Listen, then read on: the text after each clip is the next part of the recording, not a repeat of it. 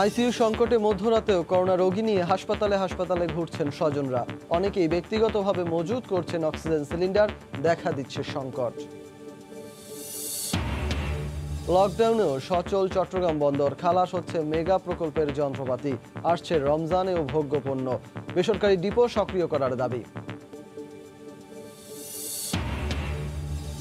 Committee গঠনের কোন্দলে শেষ মুহূর্তে তড়িঘড়ি করে হাওরে বাঁধ মেরামত, কাজের মানে আস্থা রাখতে পারছেন না কৃষক, আবারও বিপর্যয়ের আশঙ্কা।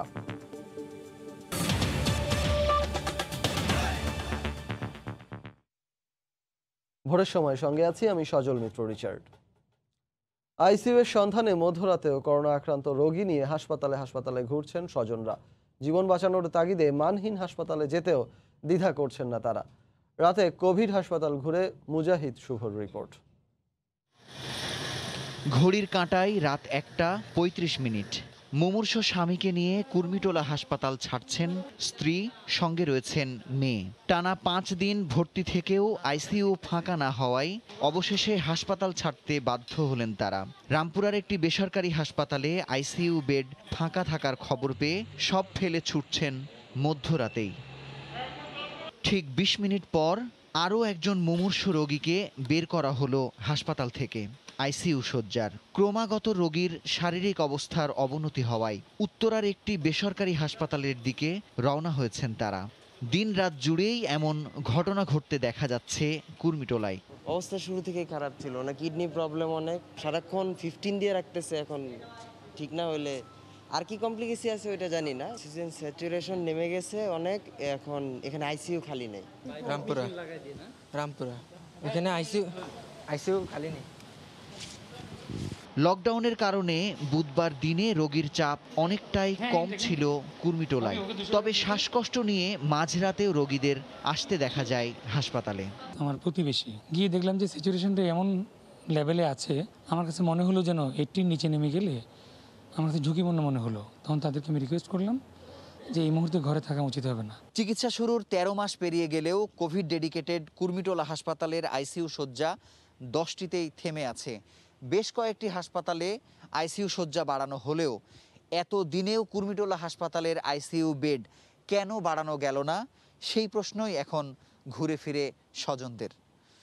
মুজাহিদ শুভ, সময় সংবাদ, ঢাকা। এদিকে করোনা আতঙ্কে সংকট মোকাবেলায় ব্যক্তিগতভাবে অক্সিজেন সিলিন্ডার ও অক্সিমিটার সহ প্রয়োজনীয় সরঞ্জাম কিনে ঘরে মজুদ রাখার হিড়িক পড়েছে। অগ্নি নিরাপত্তা বিশ্লেষকদের মতে ঘরে অতিমাত্রায় অক্সিজেন সিলিন্ডার রাখা বিপজ্জনক। আর চিকিৎসকরা বলছেন ঘরে সিলিন্ডার রেখে শুধু অক্সিজেন নির্ভর চিকিৎসা জীবনহানিরও কারণ হতে পারে। সিরিয়া সুলতানার প্রতিবেদন। রাজধানীর মেডিকেল সরঞ্জামাদির বাজারে এখন অক্সিজেন সিলিন্ডারের চাহিদা ব্যাপক। প্রতিটি সিলিন্ডার বিক্রি হচ্ছে 12 থেকে 15 হাজারে। এগুলোর ক্রেতা শুধু মেডিকেল সংশ্লিষ্ট নয়, নানা সংকটে করোনা সংক্রমণ মোকাবেলায় ব্যক্তিগতভাবেও অনেকে মজুদ রাখছেন অক্সিজেন সিলিন্ডার। এতে চাহিদা বেড়েছে ব্যাপক। আগে একটা নিছি আর এখন দুইটা নিলাম। হাসপাতালের চেয়ে ব্যক্তিগতভাবে মানুষ কিনতেছে বেশি, চাহিদা একটু বেড়েছে। অনেকেই এগুলো নিয়ে বাসাবাড়িতে লকডাউনের ভয়ে নিয়ে আটকে রাখতেছে। অনেকে কিনতে পারছে না, ব্যবহার করতে পারছে না হাসপাতালের সমস্যার কারণে। তবে চিকিৎসকরা বলছেন রোগীর অক্সিজেন মাত্রা কমে গেলেই নিতে হবে হাসপাতালে। শুধুমাত্র ঘরে রেখে অক্সিজেন সেবা মৃত্যুর কারণও হতে পারে। বাসায় শুধু অক্সিজেন দিয়ে চিকিৎসা করলে হবে না, এর সাথে আমাদের আরও কিছু ওষুধের প্রয়োজন হয়। যেমন আমরা এই রোগীটাকে অ্যান্টিভাইরাল দিব কিনা, আমরা এই রোগীটাকে স্টেরয়েড দিব কিনা। অতএব যে রোগীর অক্সিজেন কমে যাচ্ছে, দয়া করে সেই রোগীকে বাসায় রেখে চিকিৎসা দেওয়ার চেষ্টা করবেন। অক্সিজেন রিফিল সেন্টারগুলোতে শুধুমাত্র ঢাকা বা ঢাকার আশেপাশে যেসব জেলা সদর হাসপাতাল রয়েছে তারাই ভিড় করছেন না, বরং ব্যক্তিগতভাবে যাদের অক্সিজেন সিলিন্ডার রয়েছে তারাও রিফিল করে যাচ্ছেন। সেক্ষেত্রে সংশ্লিষ্টরা বলছেন বাসা বাড়িতে রাখা অক্সিজেন সিলিন্ডারগুলো যেন নিরাপদে রাখা হয়, নয়তো যে কোনো সময় হতে পারে বড় ধরনের দুর্ঘটনা। অক্সিজেন কিন্তু আপনার very combustible, flammable and explosive in nature. যখন একটা হিটের কাছাকাছি আসবে অথবা কোনো ইগনিশনের কাছে আসবে তখনই কিন্তু এটা বিভৎসতার রূপ পাবে। তবে এটা বিভৎসতার রূপ বেশি পাবে যেখানে দরজা জানালা বন্ধ, সেই জায়গাগুলো কিন্তু খুবই ডেঞ্জারাস। পাশাপাশি অক্সিজেন সিলিন্ডার রিফিল করার আগে রিফিল সেন্টারে সিলিন্ডারের কোনো লিকেজ পরীক্ষা ছাড়াও মেয়াদ উত্তীর্ণ কিনা তা পরীক্ষা করার পরামর্শ বিশেষজ্ঞদের। সেলিয়া সুলতানা, সময় সংবাদ, ঢাকা। এদিকে গতকাল দুপুর পর্যন্ত 24 ঘন্টায় দেশে করোনায় একদিনে সর্বোচ্চ 96 জন মারা গেছেন, শনাক্ত হয়েছেন 5185 জন। এদিকে দেশে চলমান লকডাউনের প্রভাব পড়েছে হাসপাতালে রোগী ভর্তির ক্ষেত্রেও। আগে যেখানে করোনার চিকিৎসা নিতে হাসপাতালগুলোতে প্রতিদিন রোগীদের লম্বা লাইন থাকতো, কঠোর লকডাউনের প্রথম দিন সেখানে উপস্থিতি অনেক কম। অন্য দিনের তুলনায় তাই বুধবার অনেকটা ভিন্ন চিত্র দেখা গেল হাসপাতালগুলোতে। রাস্তায় পরিবহন নেই, তাই হঠাৎ শ্বাসকষ্টে আক্রান্ত হওয়ায় রিকশা নিয়েই হাসপাতালে ছুটতে হচ্ছে করোনা আক্রান্ত রোগীদের। যাদের ব্যক্তিগত গাড়ি আছে তারা সহজে হাসপাতালে পৌঁছানোর সুযোগ পাচ্ছেন, কিন্তু সাধারণ মানুষ কয়েকবার রিকশা বদলে আসতে হচ্ছে কাঙ্ক্ষিত হাসপাতালে। রিকশা কিছু দূর আসার পরে আবার নামিয়ে দিচ্ছে, আবার এই পাশে আসতে পারে রিকশা পাচ্ছি না। বিভিন্ন জায়গায় চেকপোস্ট আসছে এবং সবাইকে জিজ্ঞাসাবাদ করতেছে, কিন্তু আমরা যেহেতু আমাদের পেশেন্ট ছিল আমাদেরকে ছেড়ে দিচ্ছে। বুধবার নতুন করে রোগী ভর্তির সংখ্যা কম হলেও বিভিন্ন হাসপাতালে আগে থেকে ভর্তি আছেন শয্যাচ্ছে বেশি সংখ্যক রোগী, খালি নেই আইসিইউ। গতকালকে এখানে আউটডোরের রোগী দেখিয়েছে 153 জন, আর আজকে প্রায় 15 জনের মতো হয়েছে এই পর্যন্ত আর কি। সরকারি ছুটির দিন হওয়ায় টিকা কার্যক্রম বন্ধ, কিছুটা ভিড় দেখা গেছে নমুনা পরীক্ষা কেন্দ্রগুলোতে। লকডাউন হলেও টিকার কার্ড দেখিয়ে কেন্দ্রে যেতে কোনো সমস্যা হবে না বলে জানিয়েছে স্বাস্থ্য অধিদপ্তর। টিকা কার্ড সঙ্গে থাকলে ব্যক্তিগত যানবাহন ব্যবহার করে অথবা রিকশা বা ভ্যান ব্যবহার করে তারা সেখানে যেতে পারবেন এবং টিকা নিতে পারবেন। এদিকে সর্বাত্মক লকডাউন শুরুর প্রথম দিনেই করোনায় দেশের ইতিহাসে সর্বোচ্চ 96 জন মারা গেছেন। এদিন প্রায় 25,000 নমুনা পরীক্ষায় শনাক্ত হয়েছেন 5185 জন। তবে লকডাউন সঠিকভাবে কার্যকর করা গেলে নতুন আক্রান্তের সংখ্যা কমে আসবে বলে মনে করছেন চিকিৎসকরা। এহসান জুয়েল, সময় সংবাদ, ঢাকা। করোনায় মারা গেলেন সাবেক মন্ত্রী, আওয়ামী লীগের সভাপতি মণ্ডলীর সদস্য ও সুপ্রিম কোর্ট বার কাউন্সিলের সভাপতি আব্দুল মতিন খসরু। বুধবার বিকেল 5টার কিছু আগে সম্মিলিত সামরিক হাসপাতালে চিকিৎসাধীন অবস্থায় মারা যান তিনি। এই বীর মুক্তিযোদ্ধার মৃত্যুতে শোক জানিয়েছেন রাষ্ট্রপতি, প্রধানমন্ত্রী ও জাতীয় সংসদের স্পিকার। বৃহস্পতিবার হাইকোর্ট প্রাঙ্গণে নামাজে জানাজা শেষে কুমিল্লায় নিজ বাড়িতে চিরনিদ্রায় শায়িত হবেন এই আইন প্রণেতা। মহামারীর করাল গ্রাসে দীর্ঘ হচ্ছে শোকের মাতম, ভারী হচ্ছে গুণীজন বিয়োগের তালিকাও। প্রাণঘাতী ভাইরাস কোভিড-19-এর সঙ্গে প্রায় 1 মাসের যুদ্ধে শেষ পর্যন্ত হারই মানতে হলো মুক্তিযোদ্ধা আব্দুল মতিন খসরুকে। বুধবার বিকেলে সম্মিলিত সামরিক হাসপাতালে চিকিৎসাধীন অবস্থায় জীবনঘড়ি থেমে যায় আওয়ামী লীগ সরকারের সাবেক এই আইনমন্ত্রীর।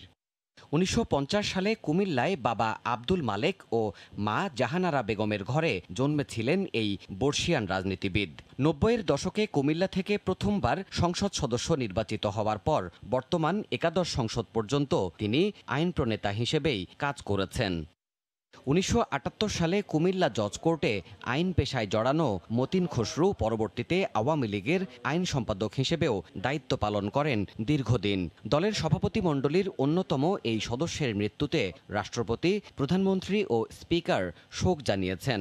শোক প্রকাশ করেছেন মন্ত্রিসভা ও রাজনৈতিক অঙ্গনের সহযোদ্ধারাও। তিনি আইন মন্ত্রণালয়ের দায়িত্বে থাকা অবস্থায় ইনডেমনিটি অর্ডিন্যান্স বাতিলের ক্ষেত্রে অত্যন্ত গুরুত্বপূর্ণ ভূমিকা রেখেছেন। আইনের শাসন প্রতিষ্ঠায় তার অসামান্য অবদান ছিল। আওয়ামী লীগ এবং আওয়ামী লীগ সভাপতি মাননীয় প্রধানমন্ত্রী একজন দেশপ্রেমিক, নিষ্ঠাবান, বিশ্বস্ত সহযোদ্ধাকে হারালেন। বৃহস্পতিবার সকাল 10টায় হাইকোর্ট প্রাঙ্গণে প্রথম নামাজে জানাজা শেষে বাদ আসর কুমিল্লার ব্রাহ্মণপাড়ার পারিবারিক কবরস্থানে তার দাফন সম্পন্ন হওয়ার কথা রয়েছে। দেবাশিস রায়, সময় সংবাদ, ঢাকা। একই দিন করোনা কেড়ে নিয়েছে আরও এক বিশিষ্ট ব্যক্তির প্রাণ। কোভিড আক্রান্ত হয়ে মারা গেছেন বাংলা একাডেমির সাবেক মহাপরিচালক এবং পরিচালনা পর্ষদের সভাপতি অধ্যাপক শামসুজ্জামান খান। হৃদয়টা সবসময় ছিল শেকড় সংলগ্ন। যে আলো হাওয়ায় বেড়ে উঠেছিলেন তার দায় তিনি মিটিয়েছেন সমস্ত জীবনব্যাপী এক নিমগ্ন মহাসাধনায়। বাঙালি জাতিসত্তা জাগরণে যে প্রতিষ্ঠানটি রেখেছে প্রভাবকের ভূমিকা, সেই বাংলা একাডেমির সাথেই তার আজীবনের সন্ধি। ছিলেন মহাপরিচালক, তারপর সভাপতি। তবে কেবল কর্মজীবনের সফলতায় নয়, তাকে বাঙালি বহুকাল খুঁজে ফিরবে তার গবেষণায়, বিশেষত ফোকলোর চর্চায়। 64 জেলার লোকজ ইতিহাস সংস্কৃতি নিয়ে তার সম্পাদিত বই নিয়ে যাবে শেকরের কাছে। আপন ঐতিহ্য ও সংস্কৃতির প্রতি তার গভীর অনুরাগের প্রবাল্য তাকে আলাদা করে চিনিয়েছে। জাতির পিতার জীবনের নানা দিকে শামসুজ্জামান খান এত আলো ফেলেছেন যে বঙ্গবন্ধু গবেষক হিসেবেও পরিচিতি পেয়েছেন।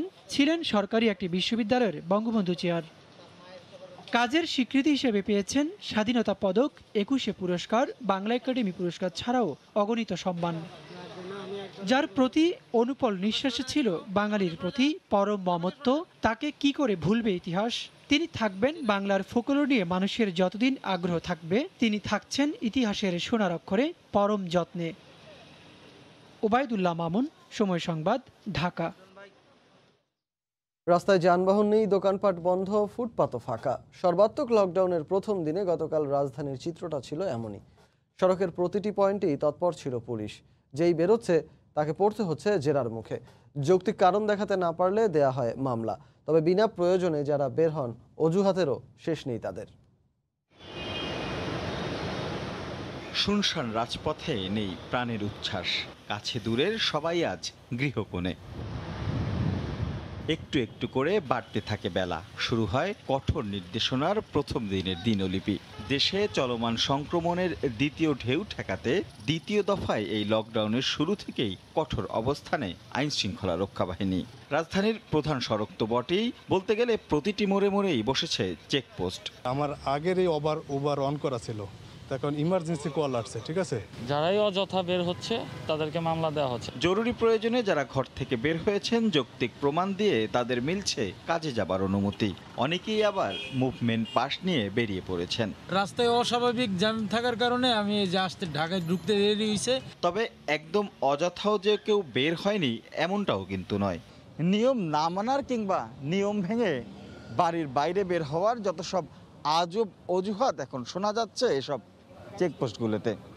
এমনকি কেউ কেউ এটাও বলছেন যে কঠোর বিধিনিষেধ কিংবা লকডাউন সম্পর্কে মোটেই অবগত নন তারা।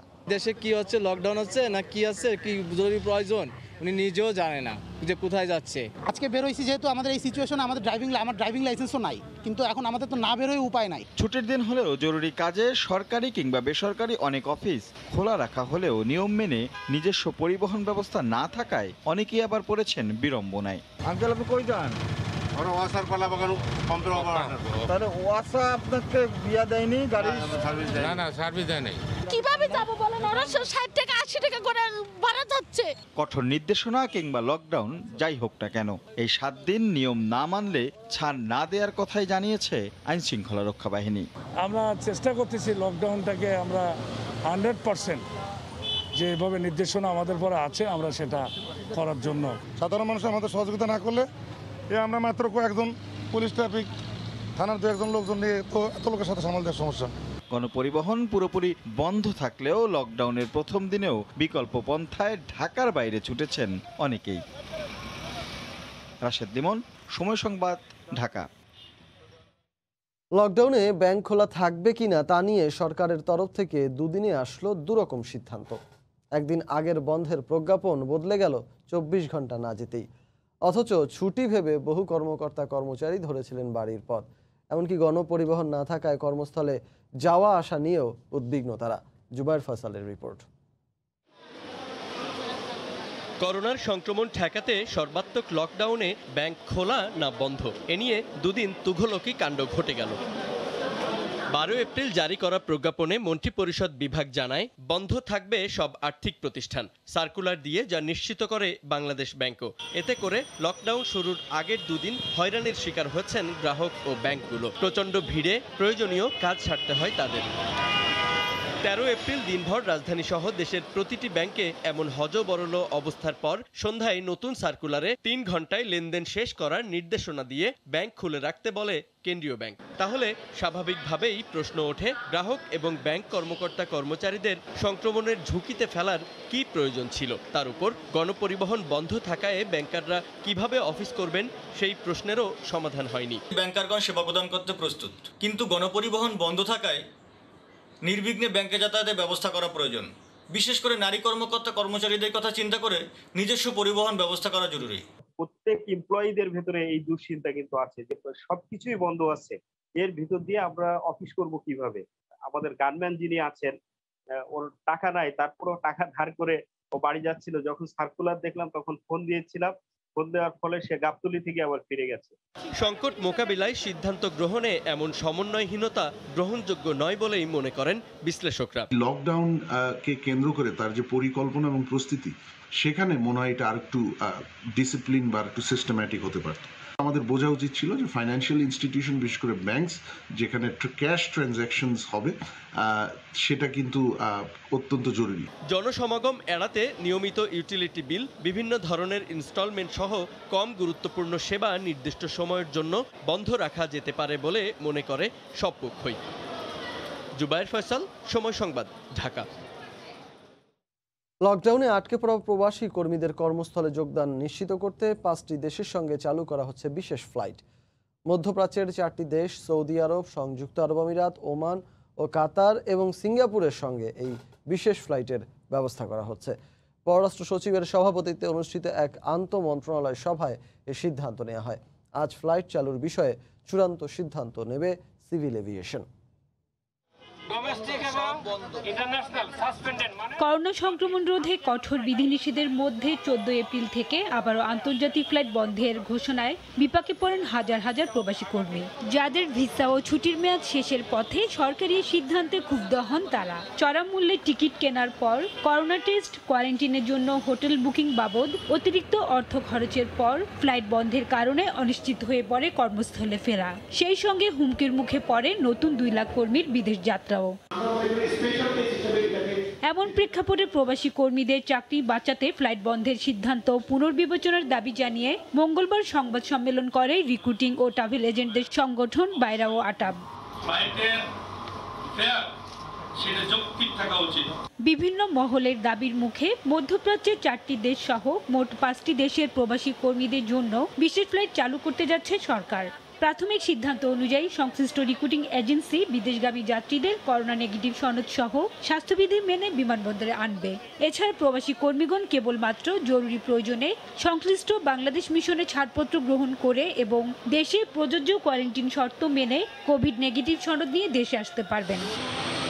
তবে কয়টি ফ্লাইট চলবে, বিশেষ ফ্লাইটের ভাড়া কত হবে, এসব বিষয় এখনো নির্ধারণ হয়নি। সংকট ও বাড়তি চাহিদার অজুহাতে এয়ারলাইন্সগুলোর অতিরিক্ত ভাড়া নেওয়া বন্ধে ব্যবস্থা নেওয়ার আহ্বান সংশ্লিষ্টদের। হাজারের শিউলি, সময় সংবাদ, ঢাকা। দেশের আমদানি রপ্তানি বাণিজ্য গতিশীল রাখতে কঠোর লকডাউনের মাঝেও চালু রাখা হয়েছে চট্টগ্রাম বন্দর। রমজানের ভোগ্যপণ্যের পাশাপাশি চলছে মেগা প্রকল্পের যন্ত্রপাতি খালাসের কাজ। ব্যবসায়ীদের দাবি, কন্টেইনার এবং জাহাজ জট এড়াতে বেসরকারি ডিপোগুলোকে আরও বেশি সক্রিয় করতে হবে। সাখাওয়াত ত্রিপুর ক্যামেরায় বিস্তারিত জানাচ্ছেন কমল দে। আমদানিকৃত পণ্যবাহী কন্টেইনার একের পর এক ইয়ার্ডে সাজিয়ে রাখছে ক্রেনগুলো। ঢাকার আইসিডিতে পাঠানোর জন্য প্রস্তুত করা হচ্ছে কন্টেইনারবাহী ট্রেন। এর মাঝে চলছে লরিতে করে ইয়ার্ড থেকে কন্টেইনার ডিপোতে নেওয়ার তৎপরতাও। আর অগ্রাধিকার ভিত্তিতে জাহাজে তুলে দেওয়া হচ্ছে রপ্তানিযোগ্য তৈরি পোশাক। কঠোর লকডাউনের মধ্যে এভাবে পুরোদমে সক্রিয় চট্টগ্রাম বন্দর। লকডাউনের মধ্যেও আমরা দেখছি যে ডেলিভারি আমাদের স্বাভাবিক, 3500 থেকে 4000 টিউএস কন্টেইনার আমাদের ডেলিভারি যাচ্ছে। গত 24 ঘন্টায় চট্টগ্রাম বন্দর কর্তৃপক্ষ প্রায় 8000 টিউএস কন্টেইনার উঠানামা করেছে। পাশাপাশি গত দুদিনে 10,000-এর বেশি কন্টেইনার ডেলিভারি দিয়েছে। তবে বন্দরের সাথে সাথে বেসরকারি 17টি আইসিডি সক্রিয় না হলে জাহাজ এবং কন্টেইনার জট সৃষ্টির শঙ্কা করছেন ব্যবসায়ীরা। বহির্নোঙরে অনেকগুলো জাহাজ ওয়েট করতেছে, যেহেতু ডিপোতে অনেকগুলা কন্টেইনার যদি এগুলো শিপ করা না হয় তাহলে জাহাজ জটের বিশাল একটা আশঙ্কা করছি। সরকারি এবং বেসরকারি অন্তত 20টি সংস্থা সরাসরি জড়িত বন্দরের কর্মকাণ্ডের সাথে। এর মধ্যে শ্রমিক রয়েছে 8 থেকে 10,000।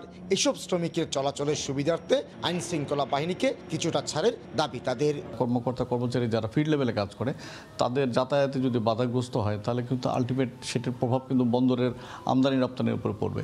চট্টগ্রাম বন্দর এবং বহির্নোঙরে বর্তমানে জাহাজ রয়েছে 86টি। এর মধ্যে বহির্নোঙরে 48টি এবং প্রধান জেটিতে 10টি জাহাজ থেকে পণ্য খালাস চলছে।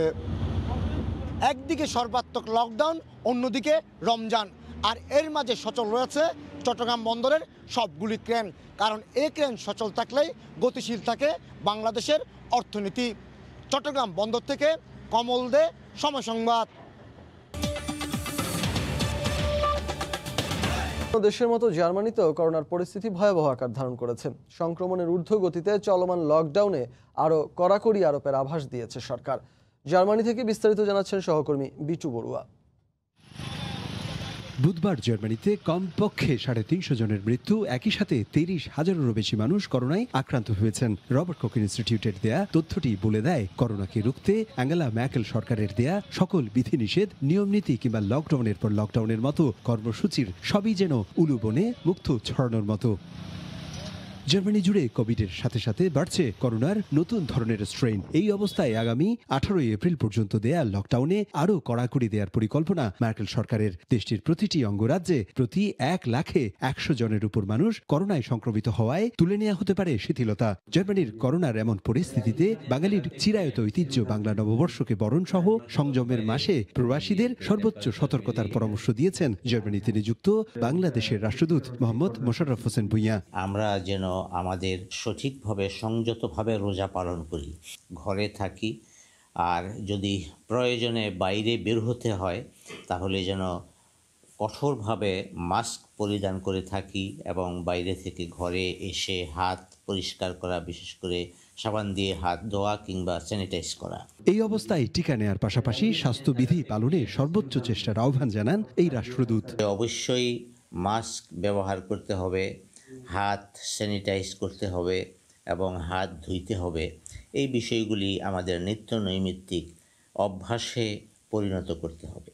জার্মানিতে এখন পর্যন্ত টিকার প্রথম ও দ্বিতীয় ডোজ নিয়েছেন এমন মানুষের সংখ্যা এখন প্রায় 1,92,00,000। বর্তমানে কিছুটা টিকার সংকট থাকলেও জার্মানির মতো বাংলাদেশেও সঠিক টিকা কার্যক্রম নীতিতে এগুচ্ছে, এমনটাই মনে করছেন রাষ্ট্রদূত মোহাম্মদ মোশাররফ হোসেন ভূঁইয়া।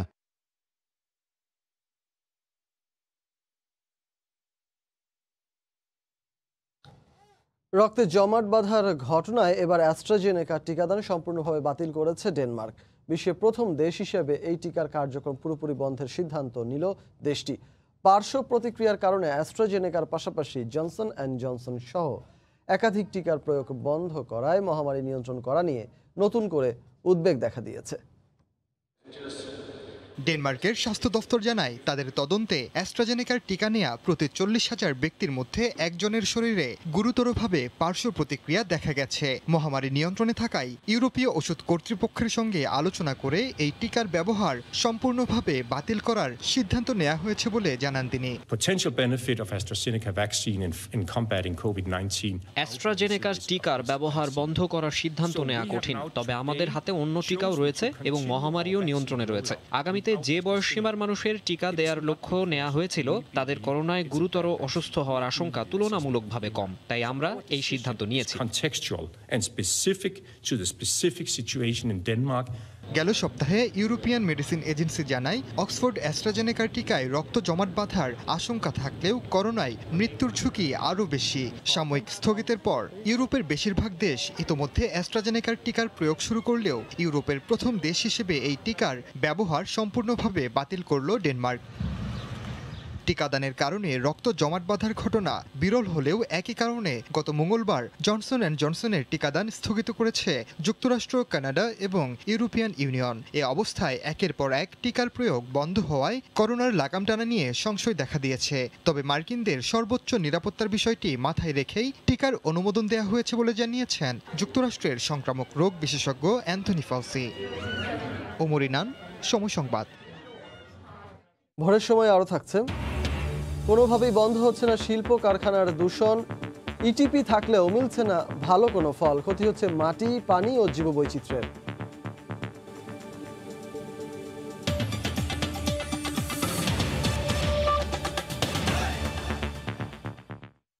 কোনো পণ্যের সংকট সৃষ্টি হলে কিংবা দাম একটু বাড়লেই বাজারে হুমড়ি খেয়ে পড়েন ক্রেতারা। চলে লাগামহীন কেনাকাটা, এতে সংকট হয় আরও তীব্র। আর এগুলো নজরদারির জন্য নেই পর্যাপ্ত জনবল। এতে বাজার নিয়ন্ত্রণে বেশিরভাগ সময়ই কাজে আসে না সরকারের কোনো উদ্যোগ। খোদ বাণিজ্যমন্ত্রী মনে করেন, ক্রেতাদের কিনতে চাওয়ায় সীমা নির্ধারণ ছাড়া পণ্যের স্বাভাবিক সরবরাহ কিংবা দাম কোনোটাই নিশ্চিত করা সম্ভব নয়। জুবাইর ফয়সালের রিপোর্ট।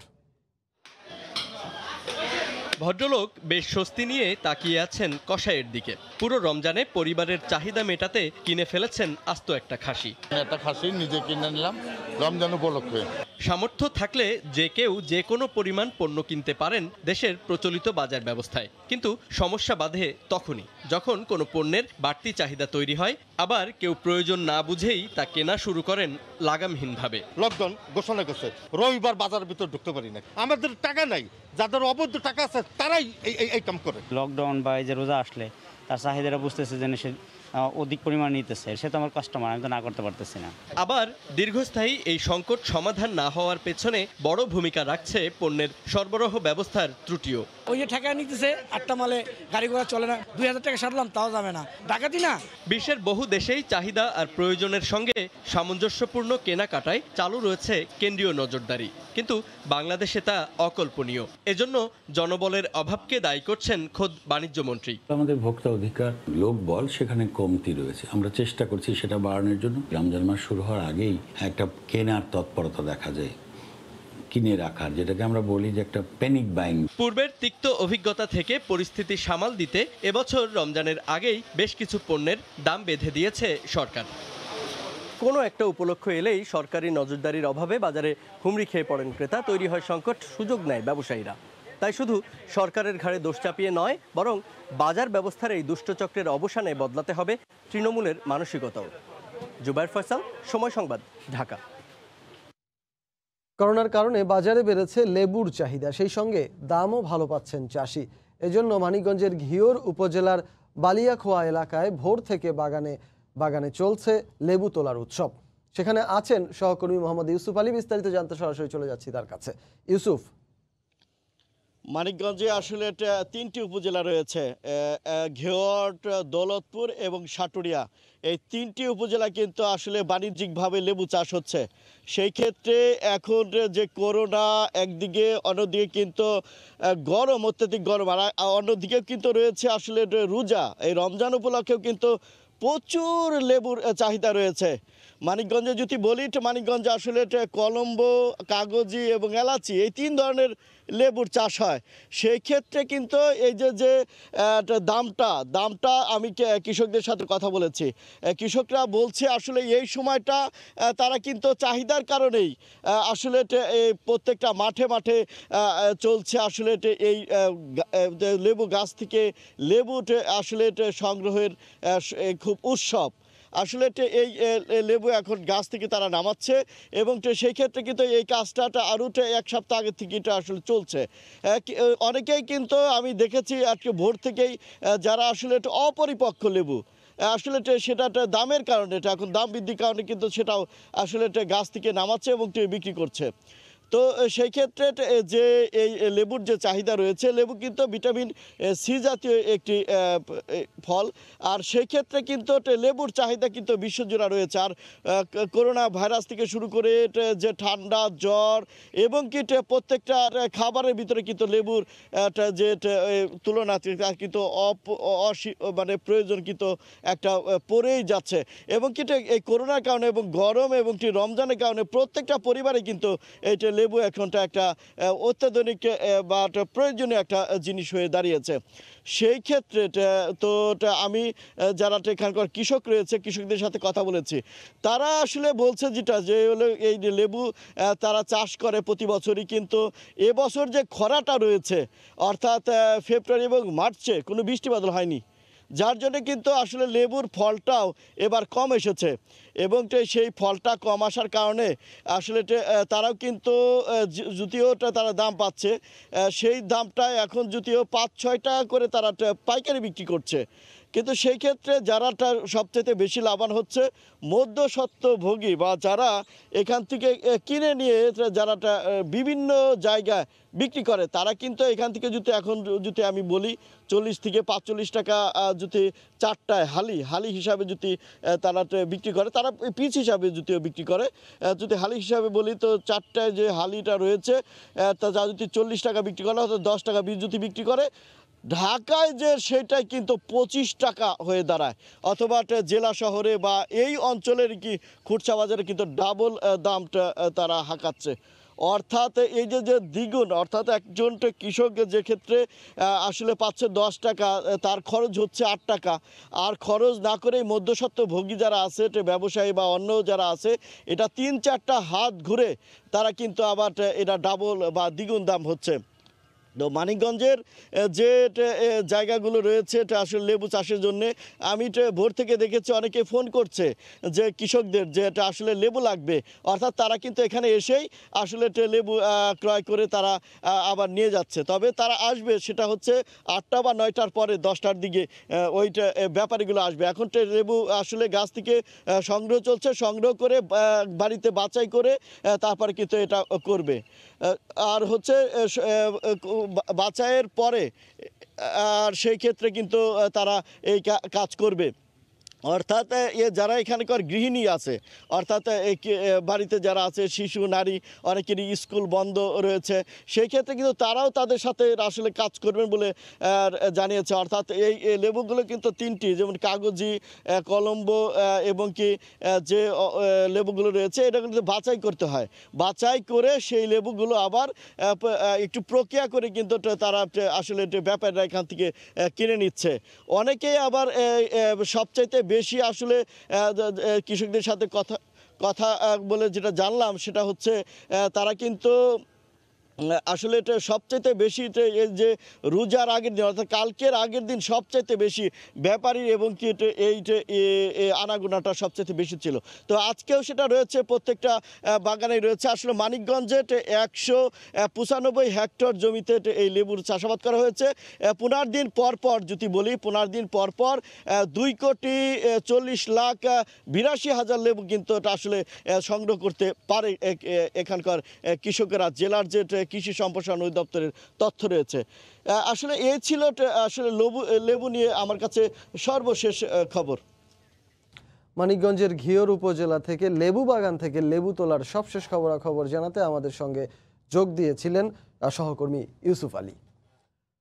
রাজধানী সহ সারা দেশে চলছে সর্বাত্মক লকডাউন। এ বিষয়ে বিস্তারিত জানাতে রাজধানীর গাবতলী এলাকায় আছেন সহকর্মী রাশেদ বাপ্পি এবং কাকরাইল এলাকায় আছেন আমাদের আরেক সহকর্মী নাজমুস সালেহী। সরাসরি চলে যাব তাদের কাছে। প্রথমেই যাচ্ছি গাবতলীতে বাপ্পির কাছে। বাপ্পি, রিচার্ড, করোনার সংক্রমণ রোধে সরকার ঘোষিত সর্বাত্মক লকডাউনের আজ দ্বিতীয় দিন চলছে, আর ঠিক এই মুহূর্তে আমি আছি রাজধানীর গাবতলীতে। আপনি জানেন যে রাজধানীতে প্রবেশ কিংবা বেরিয়ে যাওয়ার একটি গুরুত্বপূর্ণ পয়েন্ট এটি, এবং এখানে দাঁড়িয়ে আমরা দেখতে পাচ্ছি যে রিচার্ড, আপনি জানেন যে এই যে সর্বাত্মক লকডাউন, সেই সর্বাত্মক লকডাউনে কিন্তু সব ধরনের যান চলাচল বন্ধের কথা থাকলেও অতি জরুরি প্রয়োজনে যেসব যানবাহনগুলো চলাচল করবে সেটি কিন্তু বলা আছে। একই সঙ্গে বলা আছে যে উৎপাদন ব্যবস্থার সঙ্গে জড়িত যেসব চিকিৎসা ব্যবস্থাপনার সঙ্গে জড়িত সেই সব যানবাহন চলবে। তবে এক্ষেত্রে আমরা দেখছি কিছু কিছু ব্যক্তিগত গাড়িও এখান থেকে যাচ্ছে, এবং পুলিশের যেসব কর্মকর্তারা এখানে দায়িত্ব পালন করছেন তারা কিন্তু দেখার চেষ্টা করছেন যে আসলে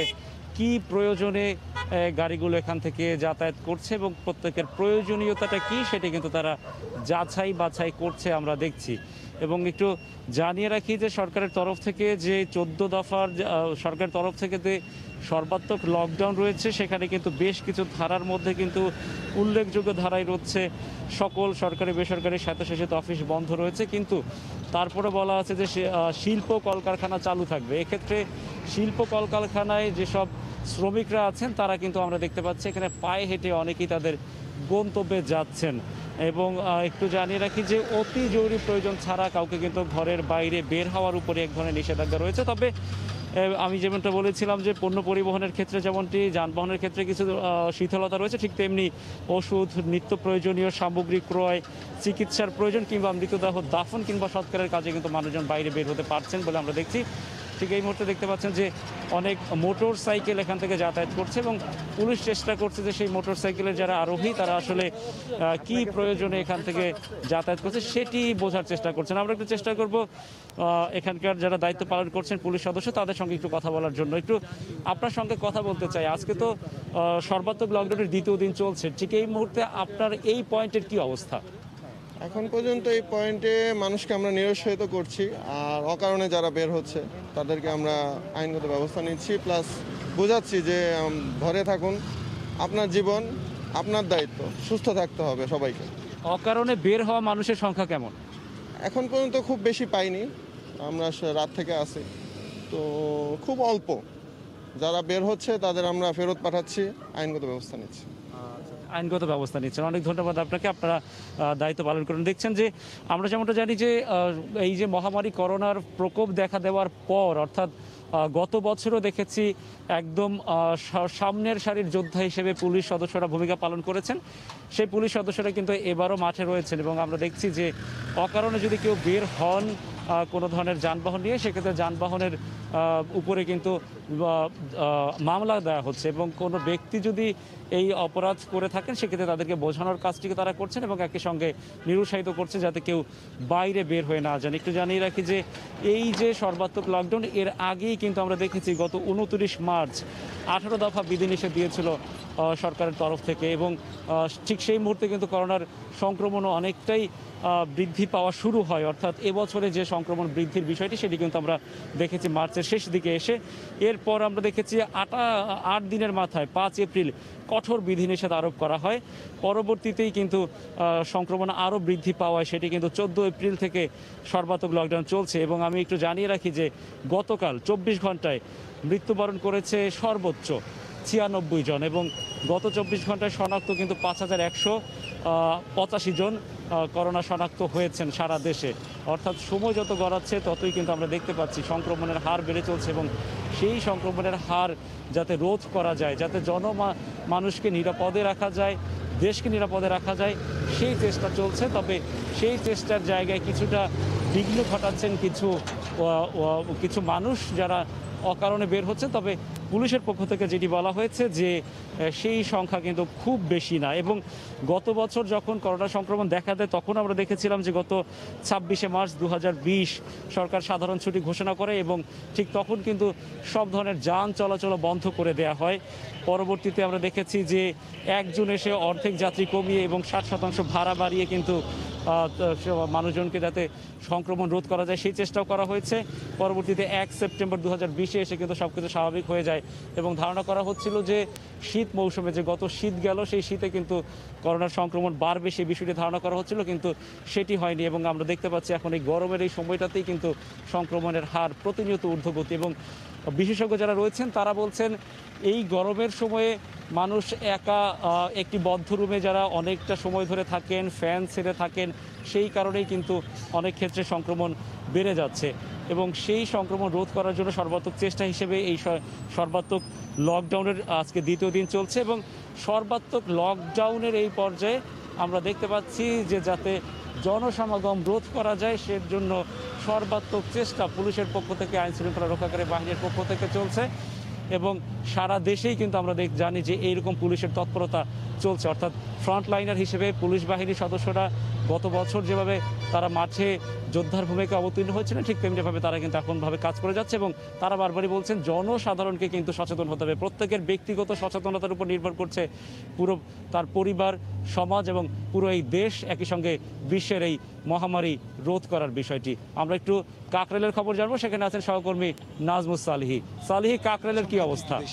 সকাল থেকে আমরা এমনটি দেখেছি, আমার বেশ কিছু এলাকা আসলে ঘুরে দেখার সুযোগ হয়েছিল, সবগুলো তো আমরা দেখেছি যে হচ্ছে ব্যক্তিগত গাড়ি এবং রিক্সা যাই অথবা হচ্ছে মোটরসাইকেল, এগুলো কিন্তু সড়কে বেড়েছে এবং সবাই যে আসলে প্রয়োজনীয় কাজে বের হচ্ছেন ব্যাপারটা এমন নয়। অনেকেই আছেন যারা যৌক্তিক কোনো ব্যাখ্যা আসলে পুলিশকে দিতে পারছেন না, যে কারণে পুলিশ তাদেরকে আবার ঘুরিয়েও দিচ্ছে।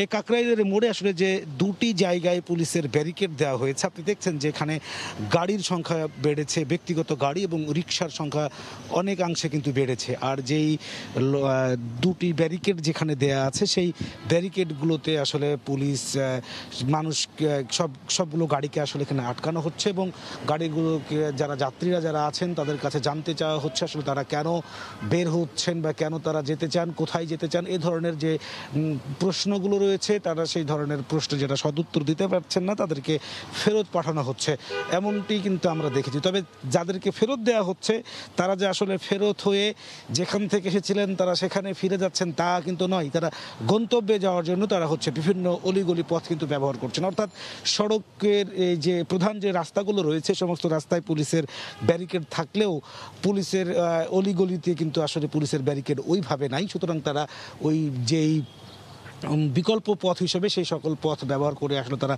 গন্তব্যের দিকে যাচ্ছেন এমনটি ধারণা আমাদের, এবং আমরা আসলে সেটাই দেখছি। কারণ অলিগলিতে রিকশার পরিমাণ বেশি এবং হচ্ছে যে অলিগলিতে মানুষের সংখ্যা বেশি, আর যেহেতু পুলিশের তৎপরতা নেই সুতরাং তারা সেই পথগুলোকে আসলে ব্যবহার করছেন। সড়কে আমরা এখন যেখানে দাঁড়িয়ে আছি, আগে আমি জানিয়েছি যে এখানে হচ্ছে যে দুটো ব্যারিকেড এখানে দেয়া আছে পুলিশের পক্ষ থেকে। পুলিশ আসলে যাদেরকে মুভমেন্ট পাস যাদের রয়েছে এবং যাদের যৌক্তিক কারণ রয়েছে তাদেরকে ছাড়া আসলে বাকিদেরকে ফেরত দিচ্ছেন। তবে তারা আজকে পুলিশের সাথে আমার কথা হয়েছে, তারা আসলে যেটি স্বীকার করেছেন সেটি তারা বলছেন, পুলিশ বলছে যে গতকালকের চেয়ে আসলে আজকে সংখ্যাটা গাড়ির সংখ্যাটা আসলে সকালের দিকটাতে আসলে বেশি, সে কারণে পুলিশ আসলে তৎপরও আছে। আমরা এই কয়েকটি অঞ্চল ঘুরে আসলে দেখেছি বিশেষ করে রিক্সা এবং ব্যক্তিগত গাড়ি মোটরসাইকেলের সংখ্যা বেশি। কোনো কোনো ক্ষেত্রে আসলে পুলিশ ফিরিয়ে দেওয়ার পাশাপাশি আইনানুগ ব্যবস্থা নেওয়ার কথাও আসলে বলছেন, যে যারা যৌক্তিক কারণে বের হচ্ছেন না, যারা শুধুমাত্র সাধারণ কোনো কারণে যারা বের হচ্ছেন, যেটি আসলে লকডাউনের এই যে সঙ্গ নিরোধ কাল, এই সময়ে আসলে যেই যাতায়াতটা পারমিশন দেওয়ার মতো না অথবা যেটা আসলে পারমিট করে না, অর্থাৎ যৌক্তিক কারণ ছাড়া যারা বের হচ্ছেন তাদেরকে আসলে আটকে দেওয়া হচ্ছে। যে আপনি দেখছেন যে রিক্সা থেকে নামিয়ে তাকে একজনকে হচ্ছে যে হেঁটে পাঠানো হচ্ছে, অথবা যারা যৌক্তিক কারণে যারা যাচ্ছেন সে সকল গাড়ির মধ্যেও যাদের মনে হচ্ছে যে যাদের কাছে মাস্ক নেই অথবা যারা হচ্ছে যে স্বাস্থ্যবিধি পুরোপুরি মানছেন না, সেক্ষেত্রেও পুলিশ আসলে তাদেরকে স্বাস্থ্যবিধি মানানোর ব্যবস্থা করছেন অথবা হচ্ছে যে পুলিশ সেই বিষয়ে ব্যবস্থা নিচ্ছেন। আপনি এখন তো প্রায় 7টা আসলে বাজে, এই 7:30টার দিকে আসলে কাকরাইলের যে চিত্র সেটি হচ্ছে যে এখানে যে 4টি রোড রয়েছে, 4টি যে সড়ক রয়েছে, এই 4টি রাস্তা দিয়েই কিন্তু আসলে মানুষ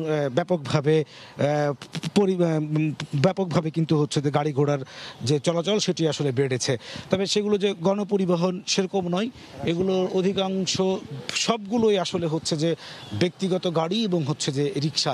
সকাল 7টার দিকে যদি আসলে এই অবস্থায় পুলিশ বলছে যে গতকালকের চাইতে আজকে যেহেতু একটু গাড়ির সংখ্যা সকালের দিকে বেড়েছে, বেলা বাড়ার সাথে সাথে মানুষের ঘর থেকে বের হয়ে আসার নানা অজুহাতে এই সংখ্যা আসলে বাড়তে পারে, সেজন্য তারা সতর্ক অবস্থানে আছে এবং তারা প্রত্যেকটি গাড়িকে এবং প্রত্যেকটি যাত্রীকে তারা আসলে থামিয়ে জিজ্ঞাসাবাদ করছেন।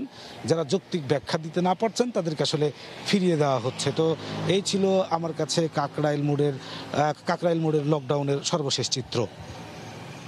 সারা দেশে চলছে দ্বিতীয় দিনের মতো সর্বাত্মক লকডাউন। তারই সবশেষ খবরাখবর জানাতে আমাদের সঙ্গে কাকরাইল মোড় থেকে যোগ দিয়েছিলেন সহকর্মী নাজমুস সালেহী, এবং তারও আগে আমাদের সঙ্গে যোগ দিয়েছিলেন আমাদের আরেক সহকর্মী গাবতলী থেকে রাশেদ বাপ্পি। ভোরের সময় আরও থাকছে মাদারীপুরের কালকিনিতে হত দরিদ্রদের দেয়া বসত ঘরের করুণ অবস্থা, যে কোনো সময় ভেঙে পড়ে দুর্ঘটনার শঙ্কা, হতাশ সুবিধাভোগীরা।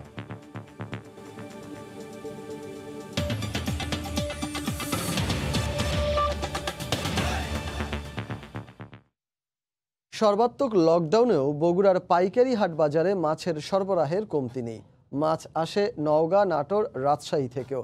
তবে সরবরাহ বেশি হলেও রোজা ও পহেলা বৈশাখ উপলক্ষে মাছের দাম বেশ চড়া। মাজিদুর রহমানের রিপোর্ট আর ছবি তুলেছেন রবিউল ইসলাম।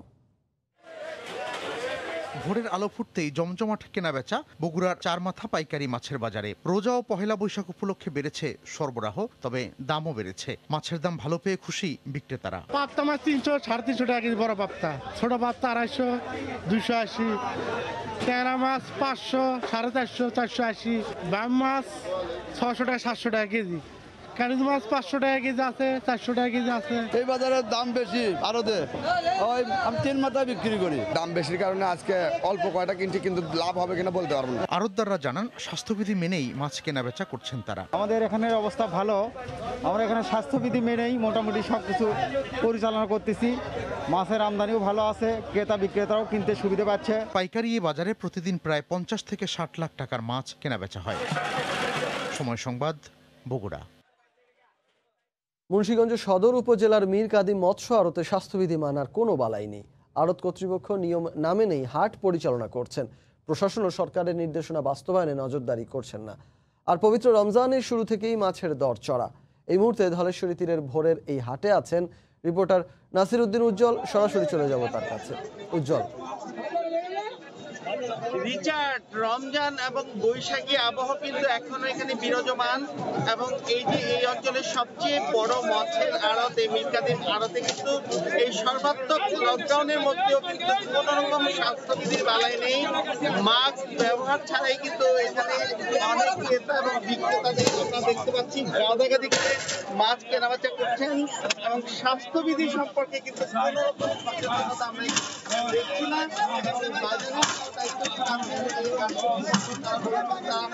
চেষ্টা করছেন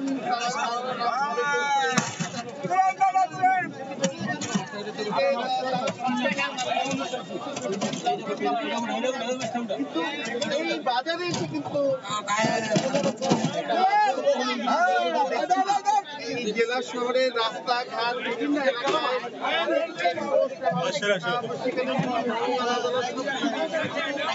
ভোরের আলো ফোটার পর এত সংক্রমণ ঝুঁকি ছড়ানো হচ্ছে, সেইখানে কিন্তু আমরা কোন রকম পদক্ষেপ প্রশাসন দেখছি না। এই মাছের দাম করা করে আমরা বলতে পারি যে এই রুই মাছ 180 টাকা বিক্রি হয়েছে, সেটা কিন্তু 230 টাকা উঠেছে। এখানে যেটি আছে আপনাদের মাছ যা আছে 1500 টাকা কেজি পর্যন্ত কিন্তু বিক্রি হচ্ছে। এখানে অনেক মাছ এখানে এসছে, এবং এখানে ম্যাদ মাছ, কোরাল মাছ, সেগুলোর দাম কিন্তু অনেক চড়া হয়ে গেছে।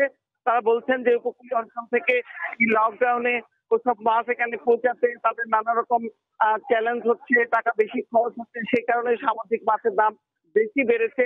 যেই মাছগুলো এখানে সচরাচর আসতো, সেই মাছের কিছু ঘাটতি আছে তারা বলছেন, এবং স্থানীয় যে পুকুর জলাশয় সেইখানকার মাছ বেশি আসতে শুরু করেছে। আমরা একটু আগে দেখেছি যে ট্রাক ভর্তি করে পানির মধ্যে একদম তাজা যে রুই, সেটি নাটোর থেকে নিয়ে আসা হয়েছে এখানে, এবং উপকূলীয় অনেক জেলার মাছ এখানে কিন্তু লঞ্চ পথে আসতো। সেই লঞ্চগুলো লকডাউনের কারণে বন্ধ থাকবার কারণে কিন্তু সেই লঞ্চ পথে আসছে না, তবে অনেক ট্রলার আসছে মাছ ভর্তি করে, বড় বড় নৌযান আসছে। এবং এই যে এখানকার দায়িত্বশীল তারা বলছেন যে রোজায় মাছের চাহিদা একটু বেশি থাকে, এবং রোজায় এই দাম অন্যান্য বছরের মতো এবারও বেড়ে গেছে। আর লকডাউনের কারণে সেটি বেশি বাড়িয়ে দেওয়া হয়েছে, এরকম তাই কিন্তু সংশ্লিষ্টরা আশঙ্কা করেন। এবং এখানে যে প্রায় এই শতাব্দী প্রাচীন আড়ত, এই আড়ত কিন্তু এই নদী ধলেশ্বরী তীরের পাশে একেবারে খোলা আকাশের নিচে, এবং সেখানে যে প্রতিদিন কিন্তু হাজার হাজার ক্রেতা বিক্রেতার সমাবেশ এখানে হয়, এবং সকলে যে আশপাশে এলাকায় যে হাট বাজার গুলো রয়েছে, সেই হাট বাজার গুলোর যে মাছ বিক্রেতা আছেন তারা সবাই কিন্তু এইখান থেকে মাছ পাইকারি কিনে নিয়ে তারপরে তারা সেই হাট বাজারে খুচরা বিক্রি করে থাকেন। সেটি শুধু এই মুন্সিগঞ্জের হাট বাজারে নয়, পার্শ্ববর্তী নারায়ণগঞ্জ এবং আশপাশের যেসব এলাকা থেকে নৌকা যোগে বা সড়ক পথে এই খুচরা পাইকার যারা আছেন এখানকার আছেন বিক্রি করে থাকেন, তারা কিন্তু এখানে আসেন এবং এইখানকার যে 50টির মতো আড়ত রয়েছে এবং এই 50টি আড়তের বাইরে কিন্তু 200-র মতো আবার খুচরা টাইপের বিক্রেতা আছে যারা নাকি ওই পাইকারি 50টি আড়ত থেকে কিনে নিয়ে আবার তারাও খুচরা এখানে বিক্রি করেন। কারণ এখানে শৌখিন অনেক ক্রেতা আছেন যারা এখান থেকে এই তাজা মাছ নিতে চান অনেকটা সুলভ মূল্যে। কারণ এখান থেকে যারা খুচরা বিক্রেতারা পাইকারি কিনে নিয়ে যান সেই দরের থেকে তারা কিন্তু এখানে অনেকটা কম দামে কিনতে পারেন। সে কারণে কিন্তু অনেক শৌখিন ক্রেতাদেরও আমরা দেখছি যে এখানে মাছ কিনছেন এবং মাছের প্রচুর সরবরাহ আছে। যে এই লকডাউনের চ্যালেঞ্জের মধ্যে কিন্তু স্থানীয় মাছ প্রচুর এসছে এবং প্রত্যেকের যে আড়তগুলো রয়েছে সেখানে কিন্তু মাছের সমারোহ আমরা দেখতে পাচ্ছি এবং রুই মাছ এবং স্থানীয় যেই পাঙ্গাস মাছ সেটি কিন্তু বেশি এখানে আমরা দেখতে পাচ্ছি যে এই পাঙ্গাস যেগুলো 80 থেকে 100 টাকায় বিক্রি হতো সেগুলো কিন্তু 160 থেকে 70 টাকায় দাম বেড়েছে। এবং এই যে আপনারা দেখছেন যে কিভাবে মাছের পসরা সাজিয়ে রাখা হয়েছে এবং এই মাছের যে পসরা এই পসরা ঘিরে কিন্তু হাঁক ডাক শুরু হয়ে যায়। এই পাশে আমরা দেখতে পাচ্ছি যে মাছের বড় ডাক চলছে, সেখানে একেবারে গাদাগাদি ভিড়। এই ভিড়ের মাঝখানে কিন্তু মাছ ছাড়া অনেক ক্রেতা বিক্রেতা সেখানে আমরা যদি দেখাতে পারি একটু আমরা দেখতে পাচ্ছি যে কি গাদাগাদি করে তারা সেখানে মাছের ডাক চলছে এবং সেখানে কিন্তু অনেকের মাছ নেই। আমরা দেখতে পাচ্ছি যে মাছ ছাড়াই তারা সেখানে অবস্থান করছে।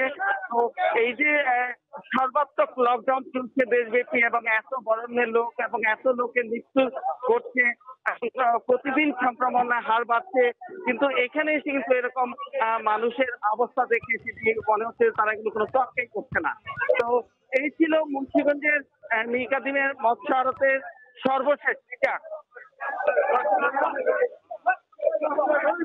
মুন্সিগঞ্জের মীর কাদিম মৎস্য আড়ত থেকে সেখানকার সবশেষ খবরাখবর জানাতে আমাদের সঙ্গে যোগ দিয়েছিলেন সহকর্মী নাসিরউদ্দিন উজ্জ্বল।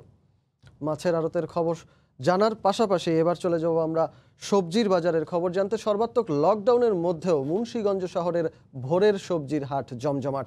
টাটকা বিষমুক্ত সবজি কিনতে পাইকারদের পছন্দ। এটি বিস্তারিত নাসিরউদ্দিন উজ্জ্বলেরই আরও একটি রিপোর্টে। বুধবার লকডাউনের মধ্যেও জেলা শহরের প্রধান সড়কে জমজমাট সবজির মেলা। টমেটো, আলু, বেগুন, গাজর, সাজনে ডাঁটা, ক্যাপসিকাম সহ মৌসুমের সব সবজির সমারোহ। ভোরের আলো ফুটতেই ক্রেতা বিক্রেতার পদচারণায় মুখর হয়ে ওঠে অস্থায়ী এই বাজার। কোভিডের সর্বাত্মক লকডাউনেও এর ব্যত্যয় ঘটেনি।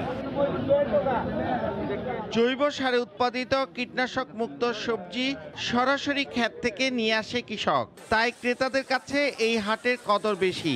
গ্রামের থেকে আসে ফ্রেশ সবজিটা, ওই সবজিটা নেওয়ার জন্যই জাস্ট এখানে আসা।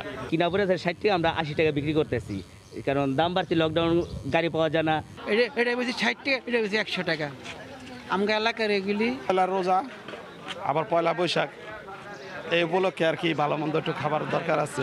লকডাউনের কারণে বাজার রোডের পুরনো সড়কের পরিবর্তে পার্শ্ববর্তী মুক্তিযোদ্ধা কমপ্লেক্স সংলগ্ন বঙ্গবন্ধু শেখ মুজিব সড়কে নিয়ে আসা হয়েছে সবজির হাট।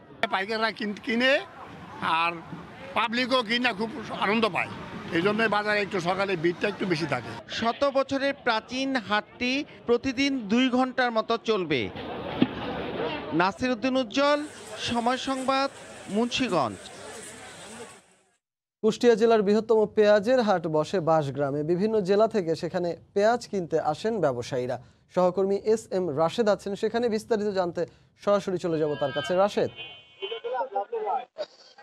কুষ্টিয়ায় সকাল থেকে জেলার যে বৃহত্তম বাঁশগ্রামে যে পেঁয়াজের হাট রয়েছে, এখানে কিন্তু কৃষকেরা সকাল থেকেই তাদের উৎপাদিত পেঁয়াজ কিন্তু এখানে বিক্রির জন্য চলে এসেছে এবং বিশেষ করে ভোর থেকেই সকাল 6টা থেকে কৃষকেরা এই যে বাঁশগ্রামে হাট, এই হাটে কিন্তু তারা পেঁয়াজ বিক্রির জন্য এসেছে। তো আজকে কিন্তু পেঁয়াজের দাম কিছুটা বাড়তে এখানে আজ কিন্তু পেঁয়াজ গত সপ্তাহের হাট থেকে কিন্তু 50 টাকা মন বেশি দরে কিন্তু পেঁয়াজ বিক্রি হচ্ছে। তো আমি কুষ্টিয়ার এই অঞ্চলে কৃষকের সাথে কথা বলেছি, কৃষকরা আমাদেরকে জানিয়েছেন যে এই হাটে কিন্তু প্রধান বিক্রেতা কিন্তু কৃষকেরা, এবং তারা আমাদেরকে জানিয়েছেন যে এবার তারা তাহিরপুরি কিং এবং লাল কিং জাতের পেঁয়াজ তারা চাষ করেছে। তবে গত হাটের থেকে তারা এবার হাটে কিন্তু 50 টাকা মন প্রতি কিন্তু 50 টাকা বেশি দর পাচ্ছে। তবে তারা দাবি করে যদি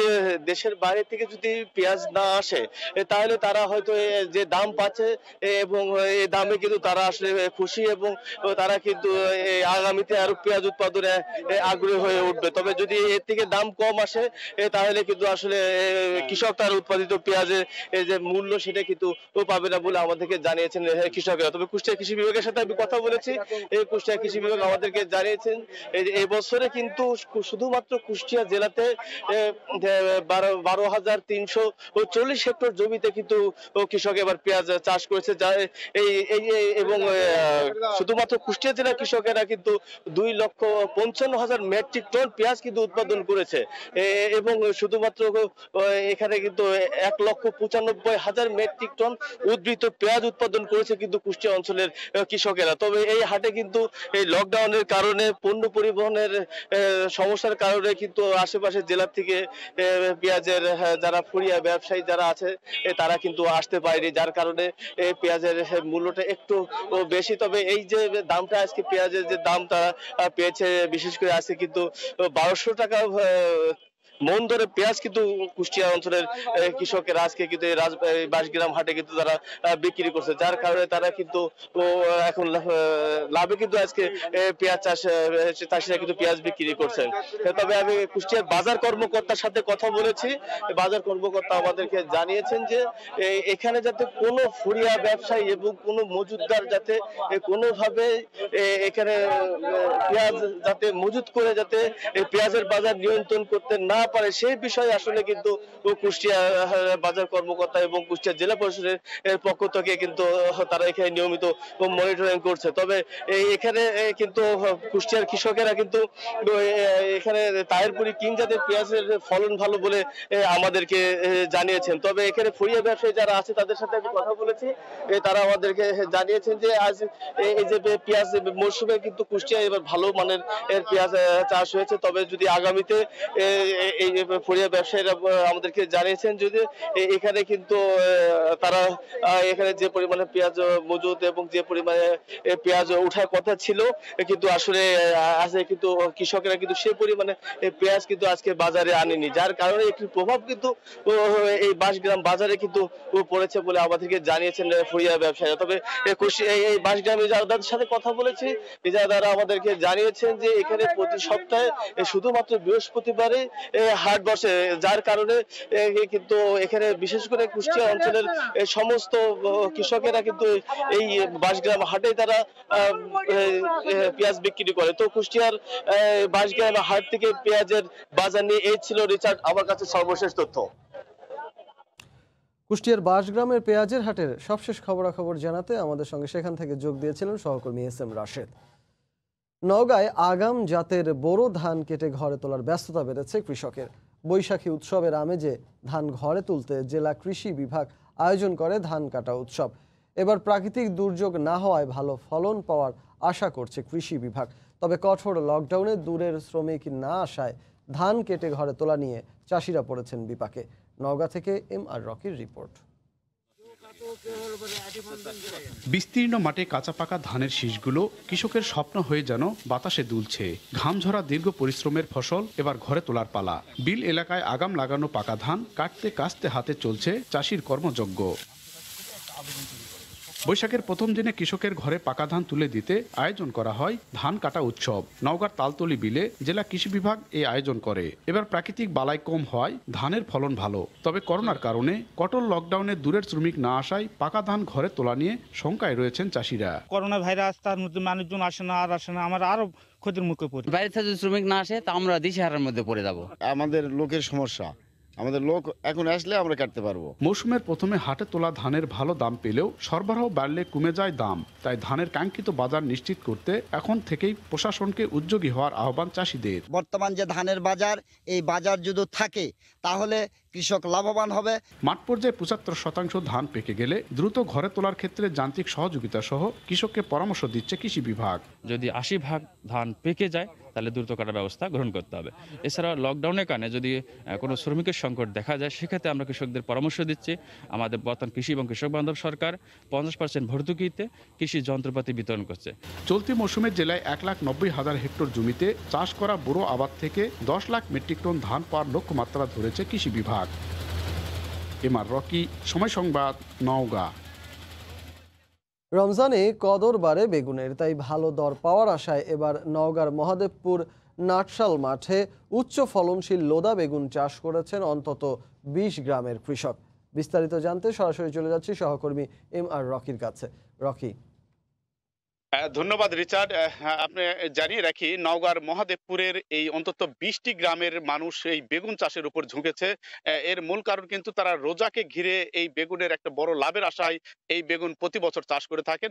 এবছর যে বিষয়টি আমরা লক্ষ্য করছিলাম, মৌসুমের শুরুতে কিন্তু বিপুল পরিমাণে বেগুন বাজারজাত করতে পারছেন এবং এই বেগুনের বড় একটি তারা দামের ক্ষেত্রে একটা আশা জাগিয়েছে তাদের। প্রথম পর্যায়ে কিন্তু বেগুন কিছুটা কম দাম থাকলেও পরবর্তীতে এসে কিন্তু বেগুনের দরটা এখন অনেক চড়া। বিশেষ করে বেগুন রোজার অন্যতম খাবারের বিশেষ ইফতারিতে প্রয়োজন পড়ে। এই কারণে কিন্তু বেগুনের দরের জায়গাটা এবার বেশ নিশ্চিত হয়েছে এবং ভালো দর এই এলাকার চাষিদেরকে কিন্তু ঘুরে দাঁড়াতে সহযোগিতা করছে।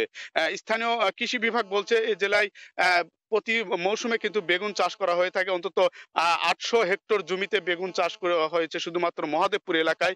মহাদেবপুরের এই অঞ্চলের 20টি গ্রামের মানুষের ভিতরে স্থানীয় জাতের যশোহরী এবং লোদা জাতের এই বেগুনের জনপ্রিয়তা কিন্তু দেশের বিভিন্ন জায়গা থেকে পাইকার এসে কিনে নিয়ে যায় এবং এই সুনাম ছড়িয়ে যাওয়ার কারণে কিন্তু এই এলাকায় বেগুন চাষিদের ভিতরে একটা নতুন ধরনের উৎসাহ লক্ষ্য করতে পারছিলাম। এবং গেল বছরে কিন্তু তারা আর্থিকভাবে ক্ষতির মুখে পড়েছিলেন এবং পরবর্তীতে কিন্তু এই ক্ষতি কেটে এবার কিন্তু প্রথম পর্যায়ে তারা বিক্রি করছেন প্রতি কেজি বেগুন এখানে এই মাঠ পর্যায়ে বিক্রি করছেন 30 টাকার উপরে। এ কারণে কিন্তু তাদের যে স্বপ্নের জায়গাটা, এই জায়গাটা কিন্তু অনেকটা প্রতিষ্ঠিত হচ্ছে এবং জেলা পর্যায়ে কিন্তু বেগুনের যে লোকাল চাহিদা রয়েছে, চাহিদা ছাড়িয়ে কিন্তু রাজধানী সহ দেশের বিভিন্ন প্রান্তে কিন্তু এই বেগুন চলে যাচ্ছে। স্থানীয় কৃষি বিভাগ বলছে উচ্চ ফলনশীল এই জাতীয় উন্নত জাতের বেগুনের চাষাবাদের ক্ষেত্রে কিন্তু তাদেরকে উৎসাহ দিয়ে যাচ্ছে এবং বেগুন সহ অন্যান্য যেসব সাথী ফসল রয়েছে, এই সাথী ফসলের দিকে কিন্তু আর্থিকভাবে লাভবান হতে পারে, এই দিকে কিন্তু তারা ধাবিত করছে চাষিদের। আমরা এক্ষেত্রে একজন চাষির কাছ থেকে একটু জানবো তারা এবছর কি পরিমাণ দরে এই বেগুন বিক্রি করতে পারছেন এবং লাভের ক্ষেত্রে কতটা তারা আশাবাদী। আপনি একটু বলবেন কি পরিমাণ দাম পাচ্ছেন এবছর? এই পরশুদিন থেকে আপনার 1400, কালকে 1800 পর্যন্ত বাজার পাইছি। বাজার মোটামুটি ভালো পাইছি। এই বেগুন এখান থেকে কোথায় আপনারা সরবরাহ করছেন? এখানে আমরা এখানেই সরবরাহ করছি, পাটি আসছে, রাজশাহী যাচ্ছে, আপনার বিভিন্ন জায়গায় যাচ্ছে। গেল বছরের চেয়ে দামটা কি এবার বেশি? গত বছরে এরকমই বাজার ছিল, 1800-1700 টাকা বাজার ছিল, এবারও এরকমই বাজার আছে বর্তমান। কাল থেকে পাইছি। ফলন কেমন পাচ্ছেন? ফলন গত বছর ছিল এরকম পাইছি। কেমন চাষ করে এই এলাকার লোক? এরকম চাষ মোটামুটি ভালোই হচ্ছে। ধন্যবাদ আপনাকে। একজন চাষি কথা শুনছিলাম এবং প্রতি বছর কিন্তু বেগুন চাষের ক্ষেত্রে স্থানীয় কৃষি বিভাগের নতুন নতুন জাত নির্বাচন করে দিচ্ছে এবং পাশাপাশি কৃষি বিভাগ বলছে ভালো জাতের বেগুন এবং বেগুনের যে এই মৌসুম ভিত্তিক বিশেষ করে এই রোজাকে টার্গেট করেই কিন্তু চাষিরা বেগুন তারা এই রোপণ করে থাকেন। এই সময়টাতে গেল মৌসুমে কিন্তু অনেকটা দর কম থাকার কারণে তারা কিছুটা উৎসাহ হারিয়ে ফেলছিলেন। পরবর্তীতে এবছর যেটা হয়েছে তাদের একটা দরের জায়গাটা নিশ্চিত হওয়া, কাঙ্ক্ষিত দর তারা পাচ্ছেন। এই দর কিন্তু তাদেরকে অনেকটা উৎসাহিত করছে। আমরা যেটা এখানকার স্থানীয় কৃষি বিভাগের পক্ষ থেকে জানানো হয়েছে, এই বেগুনের বালাই নাশক মোকাবেলা এছাড়া কিন্তু একটা আধুনিক প্রযুক্তি নির্ভরতার মাধ্যমে চাষাবাদের ক্ষেত্রে কৃষকদেরকে কিন্তু তারা নানাভাবে সহযোগিতা দিয়ে আসছেন। জেলা কৃষি বিভাগের উপপরিচালক শামসুল ওয়াদুদ জানিয়েছেন উচ্চ ফলনশীল জাতের এই বেগুন সহ সাথী ফসল চাষের ক্ষেত্রে ক্ষেত্রে তাদের কিন্তু নিবিড় পরিচর্যা, মাঠ পর্যায়ে তদারকি থাকার কারণে কিন্তু এবছর ভালো ফলন তারা অনেকটা কৃষকের ঘরে তুলে দিতে সক্ষম হয়েছেন। এবং এই বেগুন সহ অন্যান্য ফসলের যে বাজার ব্যবস্থা এটা নিশ্চিত হওয়ার কারণে এই এলাকার মানুষের ভিতরে কিন্তু আমরা এক ধরনের আর্থসামাজিক পরিবর্তন আমরা লক্ষ্য করছিলাম। প্রতি বিঘা জমিতে 60 থেকে 70 মণ বেগুন কিন্তু তারা ঘরে তুলতে পারছেন এবং বাজারে সুষম বাজারটা নিশ্চিত হওয়ার কারণে তাদের ভিতরে নতুন করে কিন্তু অর্থনৈতিকভাবে কিছুটা সমৃদ্ধি এখানে আমরা লক্ষ্য করছিলাম। তো সব মিলে কিন্তু এই জেলার বেগুন সহ অন্যান্য সাথী ফসলের ক্ষেত্রে এই মৌসুমে কিন্তু ভালো দর তাদেরকে ঘুরে দাঁড়াতে অনেকটা সহযোগিতা করছে, এমন কথা চাষিদের মুখ থেকে আমরা পাচ্ছিলাম। তো এই ছিল রিচার্ডের নওগাঁর মহাদেবপুরের এই বেগুন চাষাবাদের সহ অন্যান্য সবজি ফলনের খবর আমার কাছে। নওগাঁর মহাদেবপুর থেকে বেগুন চাষাবাদের সবশেষ খবরাখবর জানাতে আমাদের সঙ্গে যোগ দিয়েছিলেন সহকর্মী MR রকি। কমিটি গঠন নিয়ে কোন্দলে ফসল রক্ষা বাঁধ নির্মাণ ও মেরামতে বিলম্ব হওয়ায় আতঙ্কে রয়েছেন সুনামগঞ্জের হাওড় অঞ্চলের মানুষ। শেষ মুহূর্তে তড়িঘড়ি করে কাজ করায় বাঁধের স্থায়িত্ব ও কার্যকারিতা নিয়ে সন্দিহান কৃষক। পানি উন্নয়ন বোর্ড বলছে কোন্দলের কারণে নয়, হাওড় থেকে পানি নামতে দেরি হওয়ায় এবার বাঁধ নির্মাণে বিলম্ব হয়েছে। এ অবস্থায় সরকারের তদারকি বাড়ানোর তাগিদ দিচ্ছেন বেসরকারি উন্নয়ন সংস্থার কর্মীরা। সুনামগঞ্জ ঘুরে এসে প্রিন্স আরিফিনের ক্যামেরায় বিস্তারিত জানাচ্ছেন সালাউদ্দিন সুমন। দিগন্ত জোড়া এই সবুজ ফসলের ক্ষেতকে ঘিরেই আবর্তিত হয় হাওরের কৃষকের স্বপ্ন। আর এই স্বপ্নকে টিকিয়ে রাখার রক্ষা কবচ বিবেচনা করা হয় এই ফসল রক্ষা বাঁধকে। প্রতি বছরই এই বাঁধ নির্মাণে বিভিন্ন অনিয়ম দুর্নীতির অভিযোগ ওঠে, এবারও এর ব্যতিক্রম নয়। অভিযোগ উঠেছে স্থানীয় বাঁধ নির্মাণ কমিটি গঠনে এবার বিলম্ব হওয়ায় এই বাঁধ তৈরির কাজও শুরু হয়েছে প্রায় 1 মাস দেরিতে। সুনামগঞ্জের হাওরে এবার ফসল রক্ষা বাঁধ নির্মাণ কাজ শেষ করার জন্য প্রথম দফায় সময় বেঁধে দেওয়া হয়েছিল 28শে ফেব্রুয়ারি পর্যন্ত। কাজ শেষ না হওয়ায় সময় বাড়ানো হয় 15ই মার্চ পর্যন্ত। তাতেও কাজের কোনো কুলকিনারা করতে পারে না বাঁধ নির্মাণে গঠিত কমিটিগুলো। মাটি ফেলার কাজ শেষে এ মাসের মাঝামাঝি এসে এখন বাঁধে ঘাস রোপণ সহ রক্ষণাবেক্ষণের কাজ শুরু হয়েছে। হাওরের কৃষকেরা বলছেন কমিটি গঠন নিয়ে রাজনৈতিক কোন্দলেই বিলম্বিত হয়েছে বাঁধ নির্মাণ ও মেরামত। জানুয়ারির 1 তারিখ কাজটা শুরু করার কথা, কিন্তু দেখা গেছে এটারে তারা এই দলীয়করণ নিয়ে কমিটি গঠন করতে যাইয়া আইসে আপনার 20 জানুয়ারি। কৃষকের শ্রমে ঘামে হাওরের বুক জুড়ে শোভা পাচ্ছে ধানের ক্ষেত, কিন্তু এই বাড়ন্ত ফসল ঘরে তোলা নিয়ে শঙ্কা রয়েছে কৃষকদের। শেষ মুহূর্তে তড়িঘড়ি করে তৈরি করা বাঁধ কতটা টেকসই হবে তা নিয়েও সংশয়ে তারা। বৈশাখী যে ফসল, এখন যদি নতুন অবস্থা পানি আসে, যদি বাঁধ ভেঙে যায় তখন আমাদের ফসল নষ্ট, একবার শেষ, কাটার কোনো আর ভরসা নাই। হাওরের কৃষকদের নিয়ে কাজ করা উন্নয়ন সংস্থার কর্মকর্তারা বলছেন বাঁধ নির্মাণে অনিয়ম দূর করতে সরকারি তদারকি বাড়ানোর বিকল্প নেই। কতগুলো প্রক্রিয়াগত দীর্ঘসূত্রিতার কারণে এই সরকারের আন্তরিকতা অনেক সময় যথাযথ ফলাফল এনে দিতে পারে না। বিলম্বে বাঁধ নির্মাণের বিষয়টি স্বীকার করে স্থানীয় পানি উন্নয়ন বোর্ডের এই কর্মকর্তা বলেন, হাওরের পানি নেমে যেতে দেরি হয়, যথাসময়ে কাজ শুরু করা যায়নি। পানি নেমে যাওয়া বিলম্বিত হয়, বাঁধের যে মেরামত কাজ সেটির জন্য যে মাটির প্রাপ্যতা সেটির জন্য অপেক্ষা করতে হয়। মূলত এই কারণেই কাজের বাস্তবায়নও বিলম্বিত হয়। সুনামগঞ্জের 11টি উপজেলার ছোট বড় 135টি হাওরের 2,23,300 হেক্টর জমিতে এবার 14 লাখ মেট্রিক টন ধান উৎপাদনের লক্ষ্যমাত্রা নির্ধারণ করা হয়েছে। সালাউদ্দিন সুমন, সময় সংবাদ, সুনামগঞ্জ।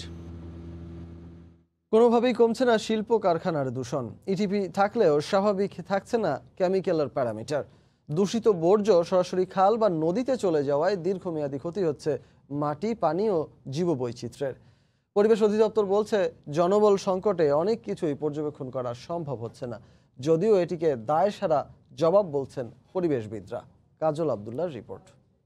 পানি, পেচ্ছাপের পানি, কত কত রঙের পানি, এখন গার্মেন্টে বস্তায় করে আইনে ঢাইলে দেয়। এই নদীর পানি দিয়ে আমরা অনেক কিছু করতে পারতাম, দেখা যায় নিত্য প্রয়োজনীয় জিনিসপত্র ধোয়া থেকে শুরু করে আমরা গোসল পর্যন্ত করতে পারতাম। কিন্তু এখন এই যে ফ্যাক্টরির ময়লা আবর্জনা, কেমিক্যালের পানি আসার কারণে মনে করেন যে পানির ব্যবহার তো একদম অপযোগী, এবং দেখা যেতেছে কি যে আগে যে ধরনের মাছ টাছ আমরা ধরতাম সেগুলো এখন তো মনে করেন যে নাই। কথা বলছিলাম সাভারের কর্ণপাড়া খালের পাড়ের বাসিন্দাদের সঙ্গে। এ খালের সাথে রয়েছে যাদের দীর্ঘ জীবনের স্মৃতি, কেউ হয়েছেন বয়োবৃদ্ধ, কেউ বা যুবক। শুধু সময়ের ব্যবধানে বিকৃত হয়েছে খালের পরিবেশ ও প্রতিবেশ অবস্থা। কর্ণপাড়ার এই খালের সাথে যুক্ত রয়েছে আশপাশের সব কারখানার ড্রেন। এসব ড্রেন দিয়ে বিষাক্ত পানির ঢলই বলে দেয় পরিবেশ নষ্ট করার উন্মুক্ত অবকাঠামো। শুধু এমন পানি নয়, এই দৃশ্য বলে দেয় প্লাস্টিক থেকে শুরু করে সব ময়লার ভাগার ধলেশ্বরীর সাথে সংযুক্ত সাভারের এই খাল। তবে বিষাক্ত পানি শোধনে অনেক কারখানায় অভ্যন্তরীণ বর্জ্য শোধনাগার ইটিপি 24 ঘন্টা চালু রাখার কথা থাকলেও নির্দেশনা বাস্তবায়ন করছেন না অনেকেই। কারখানা সংশ্লিষ্টরা এ বিষয়ে কথা না বললেও পরিবেশবিদরা বলছেন সরকারকেই সঠিকভাবে তদারকি করতে হবে। বাস্তবে কয়টা ইটিপি চালু, কয়টা ইটিপি মানসম্মত, সেই জায়গাটার প্রশ্ন কিন্তু রয়ে যায়। কারণ এর মধ্যে অনেক ইটিপি আছে অনেক পুরানো, এগুলো একটাও মানসম্মত না। আবার অনেক ইটিপি আছে যেগুলি চলে না। এ বিষয়ে পরিবেশ অধিদপ্তর বলছে কাঙ্ক্ষিত জনবল না থাকায় সঠিকভাবে মনিটরিং সম্ভব হয় না। যদিও এ অজুহাতের কোনো যৌক্তিকতা নেই বলে মনে করেন পরিবেশবিদরা। যে লোকবল আছে এটা দিয়ে আমার সারা টাকা জেলা কার্যালয়ে সবকিছু মনিটরিং করা সম্ভব হচ্ছে না। কারণ আমার 2 জন ইন্সপেক্টর 3 জন এডি যারা এই ফ্রিকোয়েন্টলি এদেরকে মনিটরিং করা কোনোভাবে হচ্ছে না। লোকবলের অজুহাত দিয়ে কাজ না করার যে প্রবণতা, সেটাকে কিন্তু আপনি উৎসাহিত করেন। আপনি যে যদি লোকবল নাই বলে যখন এই কথাটা বলেন, তখন আপনার অধস্তনরা কিন্তু একটা সুযোগ পায়। প্রযুক্তির সহায়তায় কারখানা দূষণ রোধে পরিবেশ অধিদপ্তরকে আরো কার্যকর ভূমিকা রাখার পরামর্শ সংশ্লিষ্টদের। কাজল আব্দুল্লাহ, সময় সংবাদ, সাভার, ঢাকা। মাদারীপুরের কালকিনিতে হত দরিদ্রদের দেয়া বসত ঘরের করুণ অবস্থা। মুজিব বর্ষে প্রধানমন্ত্রী শেখ হাসিনার দেয়া এই উপহার পেয়ে খুশি না হয়ে হতাশা আর দুশ্চিন্তায় সুবিধাভোগীরা। ঘরের কাজ নিম্নমানের হওয়ায় ভেঙে পড়ে যে কোনো সময় দুর্ঘটনার আশঙ্কা করছেন তারা। ক্ষুব্ধ জনপ্রতিনিধিরাও। মাদারীপুর থেকে সঞ্জয় কর্মকার, অভিজিতের তথ্য ও শাহাদাত আকনের ছবি নিয়ে প্রতিবেদন। মুজিব বর্ষে ঘর পেয়েছেন মাদারীপুরের কালকিনি উপজেলার লক্ষ্মীপুরের দেলোয়ার সর্দার। প্রতিবন্ধী এই রিকশা চালক সন্তান আর স্ত্রীকে নিয়ে উঠেছেন প্রধানমন্ত্রী শেখ হাসিনার দেয়া ঘরে। 2% জমি সহ ঘর লিখে দিলেও নিম্নমানের কাজ হওয়ায় তার মাঝে বিরাজ করছে হতাশা। ঘরে উঠছে, প্লাস্টার ঠিক মতন করা নাই, রং ঠিক মতন করা নাই, মস্কা ঠিক মতন মারা নাই, প্লাস্টার ঠিক মতন করা নাই। শেখ হাসিনা দিয়েছে বাঁচানোর জন্য, কিন্তু যদি মরে যায় তাহলে তার দেখবে কে আমাদেরকে। শুধু দেলোয়ার সর্দারই নন, তার মতো গত 23 জানুয়ারি উপজেলার 40টি পরিবার পেয়েছেন একই বসতঘর। সরকারি খালি জায়গায় ভূমিহীনদের জন্য নির্মিত প্রত্যেকটি ঘরের সাথে রান্নাঘর, বাথরুম, সামনে খোলা বারান্দাও রয়েছে, যার প্রতিটির নির্মাণ ব্যয় 1,72,000 টাকা। কিন্তু এসব ঘর নির্মাণ নিয়ে উঠেছে নানা প্রশ্ন। চারিদিকে বাহারি রং করা থাকলেও ভেতরের অবস্থা খুবই নাজুক। সিমেন্ট বালুর মিশ্রণ কম হওয়ায় ফাটল দেখা দিয়েছে বিভিন্ন স্থানে। দরজা জানালা লাগানো যাচ্ছে না ঠিক মতো। কোনো রকম কাঠ দিয়ে টিনের সাথে লাগানো হয়েছে চালা। যে কোনো সময় তা ঝড় বাতাসে ভেঙে দুর্ঘটনার আশঙ্কা হতদরিদ্রদের। পিলারটা ফাটল ধরে গেছে, এই সামনের কাঠটা জোড়া দেওয়া। জজ ছাড়লে চাল উড়ায় নেয় না কি করে তাতে আমরা বলতে পারিনি। আমাকে দাবি, আমাকে ঘরটার তলে যিনি আমরা থাকতারি, আমরা যিনি বাঁচতারি, এদিকে কাজের গুণগত মান সঠিক না হওয়ায় ক্ষুব্ধ জনপ্রতিনিধিরাও। এত নিম্নমানের করা হয়েছে, মাননীয় প্রধানমন্ত্রী কিন্তু যে উদ্দেশ্যে দেওয়া হয়েছে তাকে ব্যর্থ করার জন্য কিছু কিছু দপ্তরে এটাকে আসলে করেছে। প্রধানমন্ত্রীর আশ্রয়ন প্রকল্প 2 এর আওতায় কালকিনি উপজেলার আরো 419টি বসতঘর নির্মাণের কথা রয়েছে। এ ব্যাপারে বাস্তবায়নকারী কালকিনি উপজেলা নির্বাহী কর্মকর্তা কিংবা উপজেলা ত্রাণ ও পুনর্বাসন কর্মকর্তা কেউ কথা বলতে রাজি নন। সময় সংবাদ, মাদারীপুর। ভোরের সময় আরো থাকছে। লকডাউন শিথিল হওয়ায় রমজানের আমেজে ফিরেছে ব্রিটেনের বাঙালি পাড়ায়। ইফতার সামগ্রী কিনতে প্রবাসীদের ভিড়, ক্ষতি পুষিয়ে ওঠার আশা।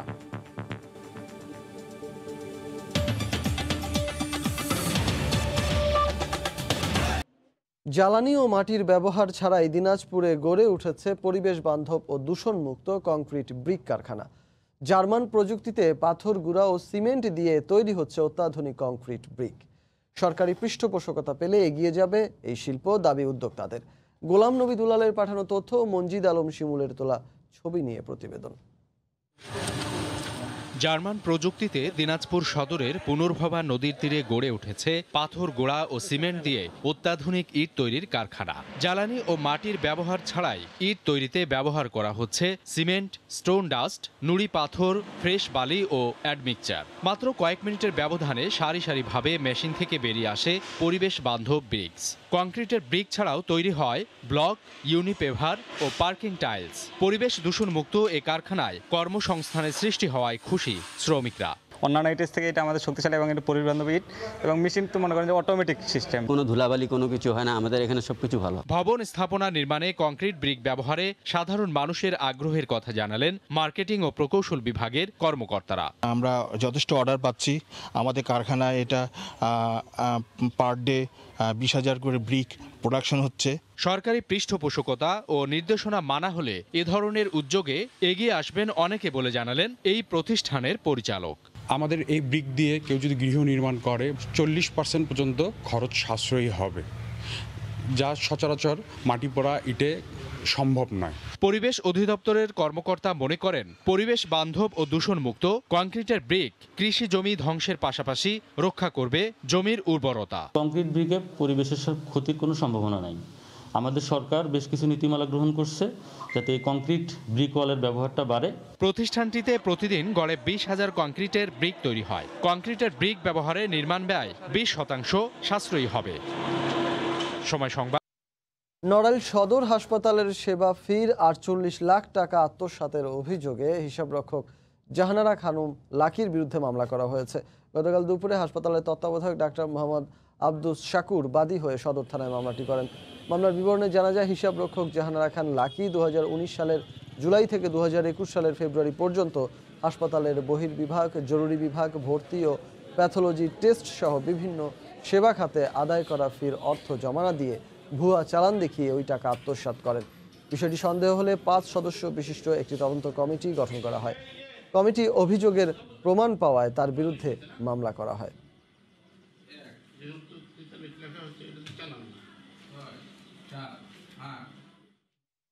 এবার প্রবাসের খবর। ব্রিটেন ও ইউরোপে পবিত্র রোজা শুরু হয়েছে মঙ্গলবার থেকে। লকডাউন শিথিল হওয়ায় এবারের বাঙালি পাড়াগুলোতে রমজানের আমেজ ফিরে এসেছে।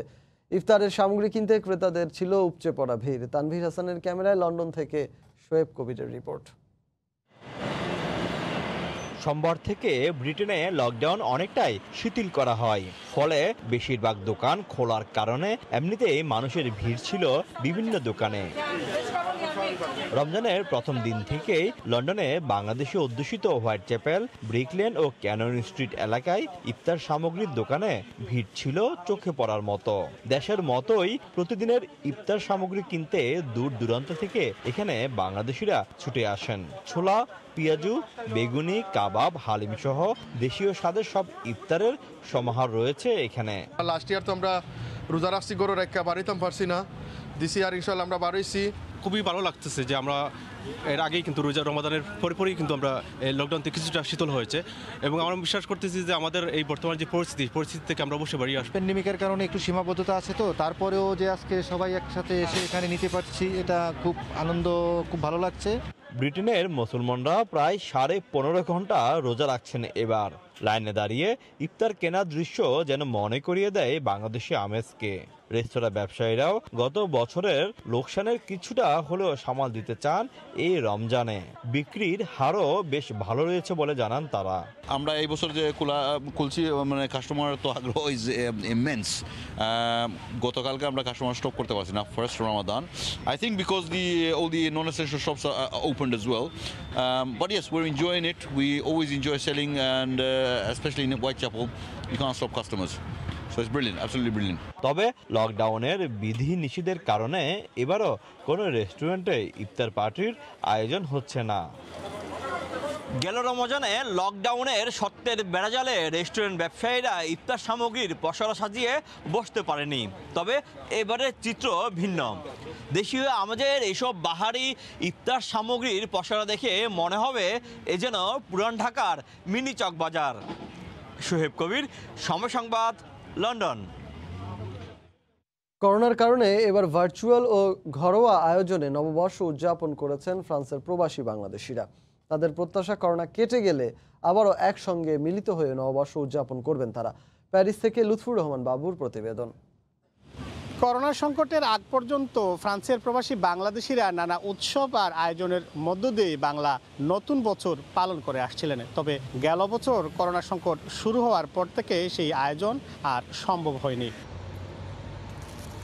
বাংলাদেশ দূতাবাস সহ ফ্রান্সের স্থানীয় বাংলাদেশি সাংস্কৃতিক সংগঠনগুলোর ব্যানারে প্রতি বছরই মঙ্গল শোভাযাত্রা সহ বাংলাদেশি সাংস্কৃতিক অনুষ্ঠান, পিঠাপুলির উৎসব ও পান্তা ইলিশ সহ নানা আয়োজন থাকত। করোনা সংকটের কারণে ভার্চুয়াল আর ঘরোয়া কিছু অনুষ্ঠানের মধ্যেই বাংলার নতুন বছরের উৎসব পালনে সীমাবদ্ধ থাকতে হচ্ছে ফ্রান্সের প্রবাসী বাংলাদেশিদের। তারা বলছেন করোনামুক্ত হলে আবারও তারা মেতে উঠবেন বাংলা বর্ষবরণ উৎসবের অনুষ্ঠানে। সব ধরনের বাংলাদেশের আমাদের যা কৃষ্টি সব আমরা বাচ্চাদেরকে দেখানোর সুযোগ পাই, কিন্তু গত 2 বছর থেকে গত বছর 1427 আমরা সেটা পারিনি। এবার আমরা 1428-এ পা দিলাম, তাও পারলাম না। আমরা আশা করছি এই প্যান্ডামিক থেকে মুক্ত হবে পরিবেশ এবং ঘরবন্দি মানুষ আবারও এই উৎসবে সামিল হবে। করোনা মুক্ত হয়ে সকল জরাজীর্ণতাকে পেছনে ফেলে সামনের দিকেই এগিয়ে যেতে চান ফ্রান্সের প্রবাসী বাংলাদেশিরা। নতুন বছরে এটাই তাদের প্রত্যাশা। মোহাম্মদ লুৎফর বাবু, সময় সংবাদ, প্যারিস। ক্রিকেট দলের শ্রীলঙ্কা সফরের খবর। লঙ্কায় শেষ হলো বাংলাদেশ ক্রিকেট দলের 3 দিনের হোম কোয়ারেন্টাইন পর্ব। আজ থেকে দলীয় অনুশীলন শুরু করবে টাইগাররা। সোমবার কলম্বোতে পৌঁছানোর পর এক দফা করোনা টেস্টে বাংলাদেশ দলের সবাই নেগেটিভ আসেন। বুধবার আরেক দফা করোনা টেস্ট করা হয়েছে। রাতের মধ্যে নেগেটিভ ফলাফল আসলে শুক্র ও শনিবার পুরোদমে অনুশীলন করবে বাংলাদেশের ক্রিকেটাররা। এরপর 17 এপ্রিল ক্যান্ডিতে নিজেদের মধ্যে 2 দিনের প্রস্তুতি ম্যাচ খেলবে টাইগাররা। তারপর আবারও 2 দিন অনুশীলন করে 21 এপ্রিল ক্যান্ডির পাল্লে কেলে আন্তর্জাতিক ক্রিকেট স্টেডিয়ামে সিরিজের প্রথম টেস্টে মুখোমুখি হবে বাংলাদেশ ও শ্রীলঙ্কা। সিরিজের শেষ ম্যাচে 29 এপ্রিল একই ভেন্যুতে মুখোমুখি হবে দুদল। 4 মে দেশে ফেরার কথা রয়েছে বাংলাদেশ জাতীয় ক্রিকেট দলের। বিরাট কোহলিকে পেছনে ফেলে আইসিসি ওয়ানডে র্যাঙ্কিংয়ে ব্যাটসম্যানদের তালিকার সিংহাসনে পাকিস্তানের অধিনায়ক বাবর আজম। এক ধাপ নিচে নেমে 2 নম্বরে আছেন বিরাট কোহলি, আর অপরিবর্তিত থেকে 3 নম্বরে আছেন রোহিত শর্মা। প্রায় 3.5 বছর ধরে আইসিসির ওয়ানডে র্যাঙ্কিংয়ের 1 নম্বর ব্যাটসম্যান ছিলেন ভারতের বিরাট কোহলি। বাবরের রেটিং পয়েন্ট 865 আর কোহলির 857। এছাড়া অপরিবর্তিত থেকে 3 নম্বরে রয়ে গেছেন ভারতের রোহিত শর্মা, তার রেটিং পয়েন্ট 825। 801 পয়েন্ট নিয়ে র্যাঙ্কিংয়ের 4 নম্বরে আছেন কিউই ব্যাটসম্যান রস টেইলর। এরপরেই 791 পয়েন্ট নিয়ে 5 নম্বরে আছেন Aussie cricketer Aaron Finch. English cricketer Jonny Bairstow আছেন 6 নম্বরে, তার রেটিং পয়েন্ট 885। 878 পয়েন্ট নিয়ে এক ধাপ ওপরে উঠে 7 নম্বরে আছেন ফকর জামান। এরপরই আছেন যথাক্রমে দক্ষিণ আফ্রিকার ডু প্লেসি, অস্ট্রেলিয়ার ডেভিড ওয়ার্নার ও ওয়েস্ট ইন্ডিজের শেই হোপ। সদ্য সমাপ্ত দক্ষিণ আফ্রিকা ইমার্জিং নারী ক্রিকেট দলের সঙ্গে সিরিজ জিতেছে বাংলাদেশের নারীরা। বাংলাদেশ নারী ইমার্জিং দলে নবীন ক্রিকেটারের আধিক্য থাকার কথা থাকলেও সেখানে খেলেছেন জাতীয় দলের এক ঝাঁক সিনিয়র ক্রিকেটার। তবে কি ঘাটতি আছে নারী ক্রিকেট দলের পাইপলাইনে, যদিও বিসিবি তা নাকচ করে দিয়ে জানিয়েছে জাহানারা সালমারা যেন অনুশীলনে থাকে, সেজন্যই নেওয়া হয়েছে এমন উদ্যোগ। সালমা জাহানারাদের এই উচ্ছ্বাসটা বাঁধনহারা। বাংলাদেশ ঘরের মাটিতে দক্ষিণ আফ্রিকা ইমার্জিং নারী দলের বিপক্ষে সিরিজ জিতেছে দাপট দেখিয়েই, যেটা সন্দেহাতীতভাবে গর্বের, সম্মানের। কিন্তু যে কোনো দেশের ইমার্জিং দলে তো খেলবে তাদের দেশের পাইপলাইনের উঠতি তারকারা। দক্ষিণ আফ্রিকার বিপক্ষে জাতীয় দলের সালমা, রুমানা, জাহানারা, জ্যোতি, লতা সিনিয়র প্রায় সব ক্রিকেটারকে দেখে খটকা লাগতেই পারে। সালমারা ক্যারিয়ারের সায়ান্নে এসে ইমার্জিং ক্রিকেটার হন কি করে? তবে কি ছেলেদের মতো মেয়েদের পাইপলাইনেও আছে ঘাটতি? পাইপলাইনে প্রচুর খেলোয়াড় রয়েছে। আমরা এই যে বাংলাদেশ গেমসে, নবম বঙ্গবন্ধু বাংলাদেশ গেমসে অংশগ্রহণ করলাম, সেখানে কিন্তু আমরা 3টি দলে ভাগ করে আমাদের মেয়েদেরকে সেখানে টুর্নামেন্টটি হয়েছে। এই মুহূর্তে আমাদের হাতে প্রায় 100 জনের মতো নবীন খেলোয়াড় রয়েছে। তার মধ্যে থেকে বাছাই করেই আমরা আমাদের এই দলটি গঠন করেছি এবং আমাদের প্রবীণদের এবং যারা অভিজ্ঞ তাদের সঙ্গে নবীনদের মাঠে নামানোর মূল কারণটাই হচ্ছে তারা যেন সেই প্রবীণ এবং অভিজ্ঞতা সম্পন্ন যারা বাংলাদেশের হয়ে দীর্ঘদিন ধরে খেলছেন তাদের কাছ থেকে তারা শিখতে পারেন। ইমার্জিং দলের মোড়কে জাতীয় দলকে খেলিয়ে দেয়া দেশের ক্রিকেটের ঊর্ধ্বমুখী গ্রাফ নির্দেশ করে না। পাইপলাইনে প্রচুর নারী ক্রিকেটার আছে বিসিবি এমন দাবি করলেও দক্ষিণ আফ্রিকার বিপক্ষে ম্যাচে সিনিয়ররা যেন অনুশীলনে থাকে, সেই জন্য এমন উদ্যোগ জানালেন শফিউল আলম চৌধুরী নাদেল। সাউথ আফ্রিকার ইমার্জিং দলটি আমাদের দেশে যারা এসেছেন তাদের দলেও কিন্তু 6 থেকে 7 জন জাতীয় দলের খেলোয়াড় রয়েছেন। তারা সেই ম্যাচগুলোতে অংশগ্রহণ করেছেন এবং তারা তাদের দেশের হয়ে প্রথম শ্রেণীর ক্রিকেট খেলে থাকেন এবং কি তারা কিন্তু আন্তর্জাতিক অনেক টুর্নামেন্টে অংশগ্রহণ করেছে। তো স্বাভাবিকভাবেই তাদের দলটির সঙ্গে ভারসাম্য রক্ষা করার জন্য আমরা প্রবীণ নবীনের সমন্বয়ে আমরা দলটি সাজিয়েছিলাম। তারা যে সেই কাজটা ভালোভাবেই করেছেন, আমাদের অভিজ্ঞ এবং পুরাতন যারা, তাদের পাশাপাশি নবীনরাও কিন্তু সেই টুর্নামেন্টে ভালো করেছে। 4 ম্যাচের সবকটিতে জিতে সিরিজ জিতেছে মেয়েরা। তবে সিনিয়র জুনিয়র অসম লড়াইয়ে জিতে আদতে জয়ের পূর্ণ স্বাদ কি পাচ্ছে বাংলাদেশ? প্রশ্নটা সবার। মেহেদী নাই, সময় সংবাদ, ঢাকা। জুয়ারির সঙ্গে যোগাযোগ রাখার অপরাধে এবার 8 বছরের জন্য সব ধরনের ক্রিকেট থেকে নিষিদ্ধ হলেন বাংলাদেশের সাবেক বোলিং কোচ হিথি স্ট্রিক। 5টি নিয়ম ভঙ্গের অপরাধ উল্লেখ করেছে আইসিসি। আন্তর্জাতিক ক্রিকেট থেকে শুরু করে টি-20-র জনপ্রিয় আসর আইপিএল ও বিপিএল এর দলের অভ্যন্তরীণ তথ্য ফাঁসের অভিযোগ তার বিরুদ্ধে। পাশাপাশি নিয়মিত জুয়ারিদের সঙ্গে যোগাযোগ রাখতেন জিম্বাবুয়ের সাবেক এই অধিনায়ক। ক্রিকেট দুনিয়ায় জুয়ারির কালো থাবা নতুন কিছু নয়। বুকিদের খপ্পরে পড়ে ক্যারিয়ার নষ্ট হয়েছে বহু প্রতিভাবান ক্রিকেটারের। এই তো সম্প্রতি শুধু জুয়ারের প্রস্তাব আইসিসিকে অবহিত না করায় 1 বছরের জন্য নিষিদ্ধ হয়েছিলেন বিশ্বসেরা অলরাউন্ডার সাকিব আল হাসান। এবার জুয়ারির ফাঁদে পা দিয়েছেন টাইগারদের সাবেক পেস বোলিং কোচ হিথি স্ট্রিক।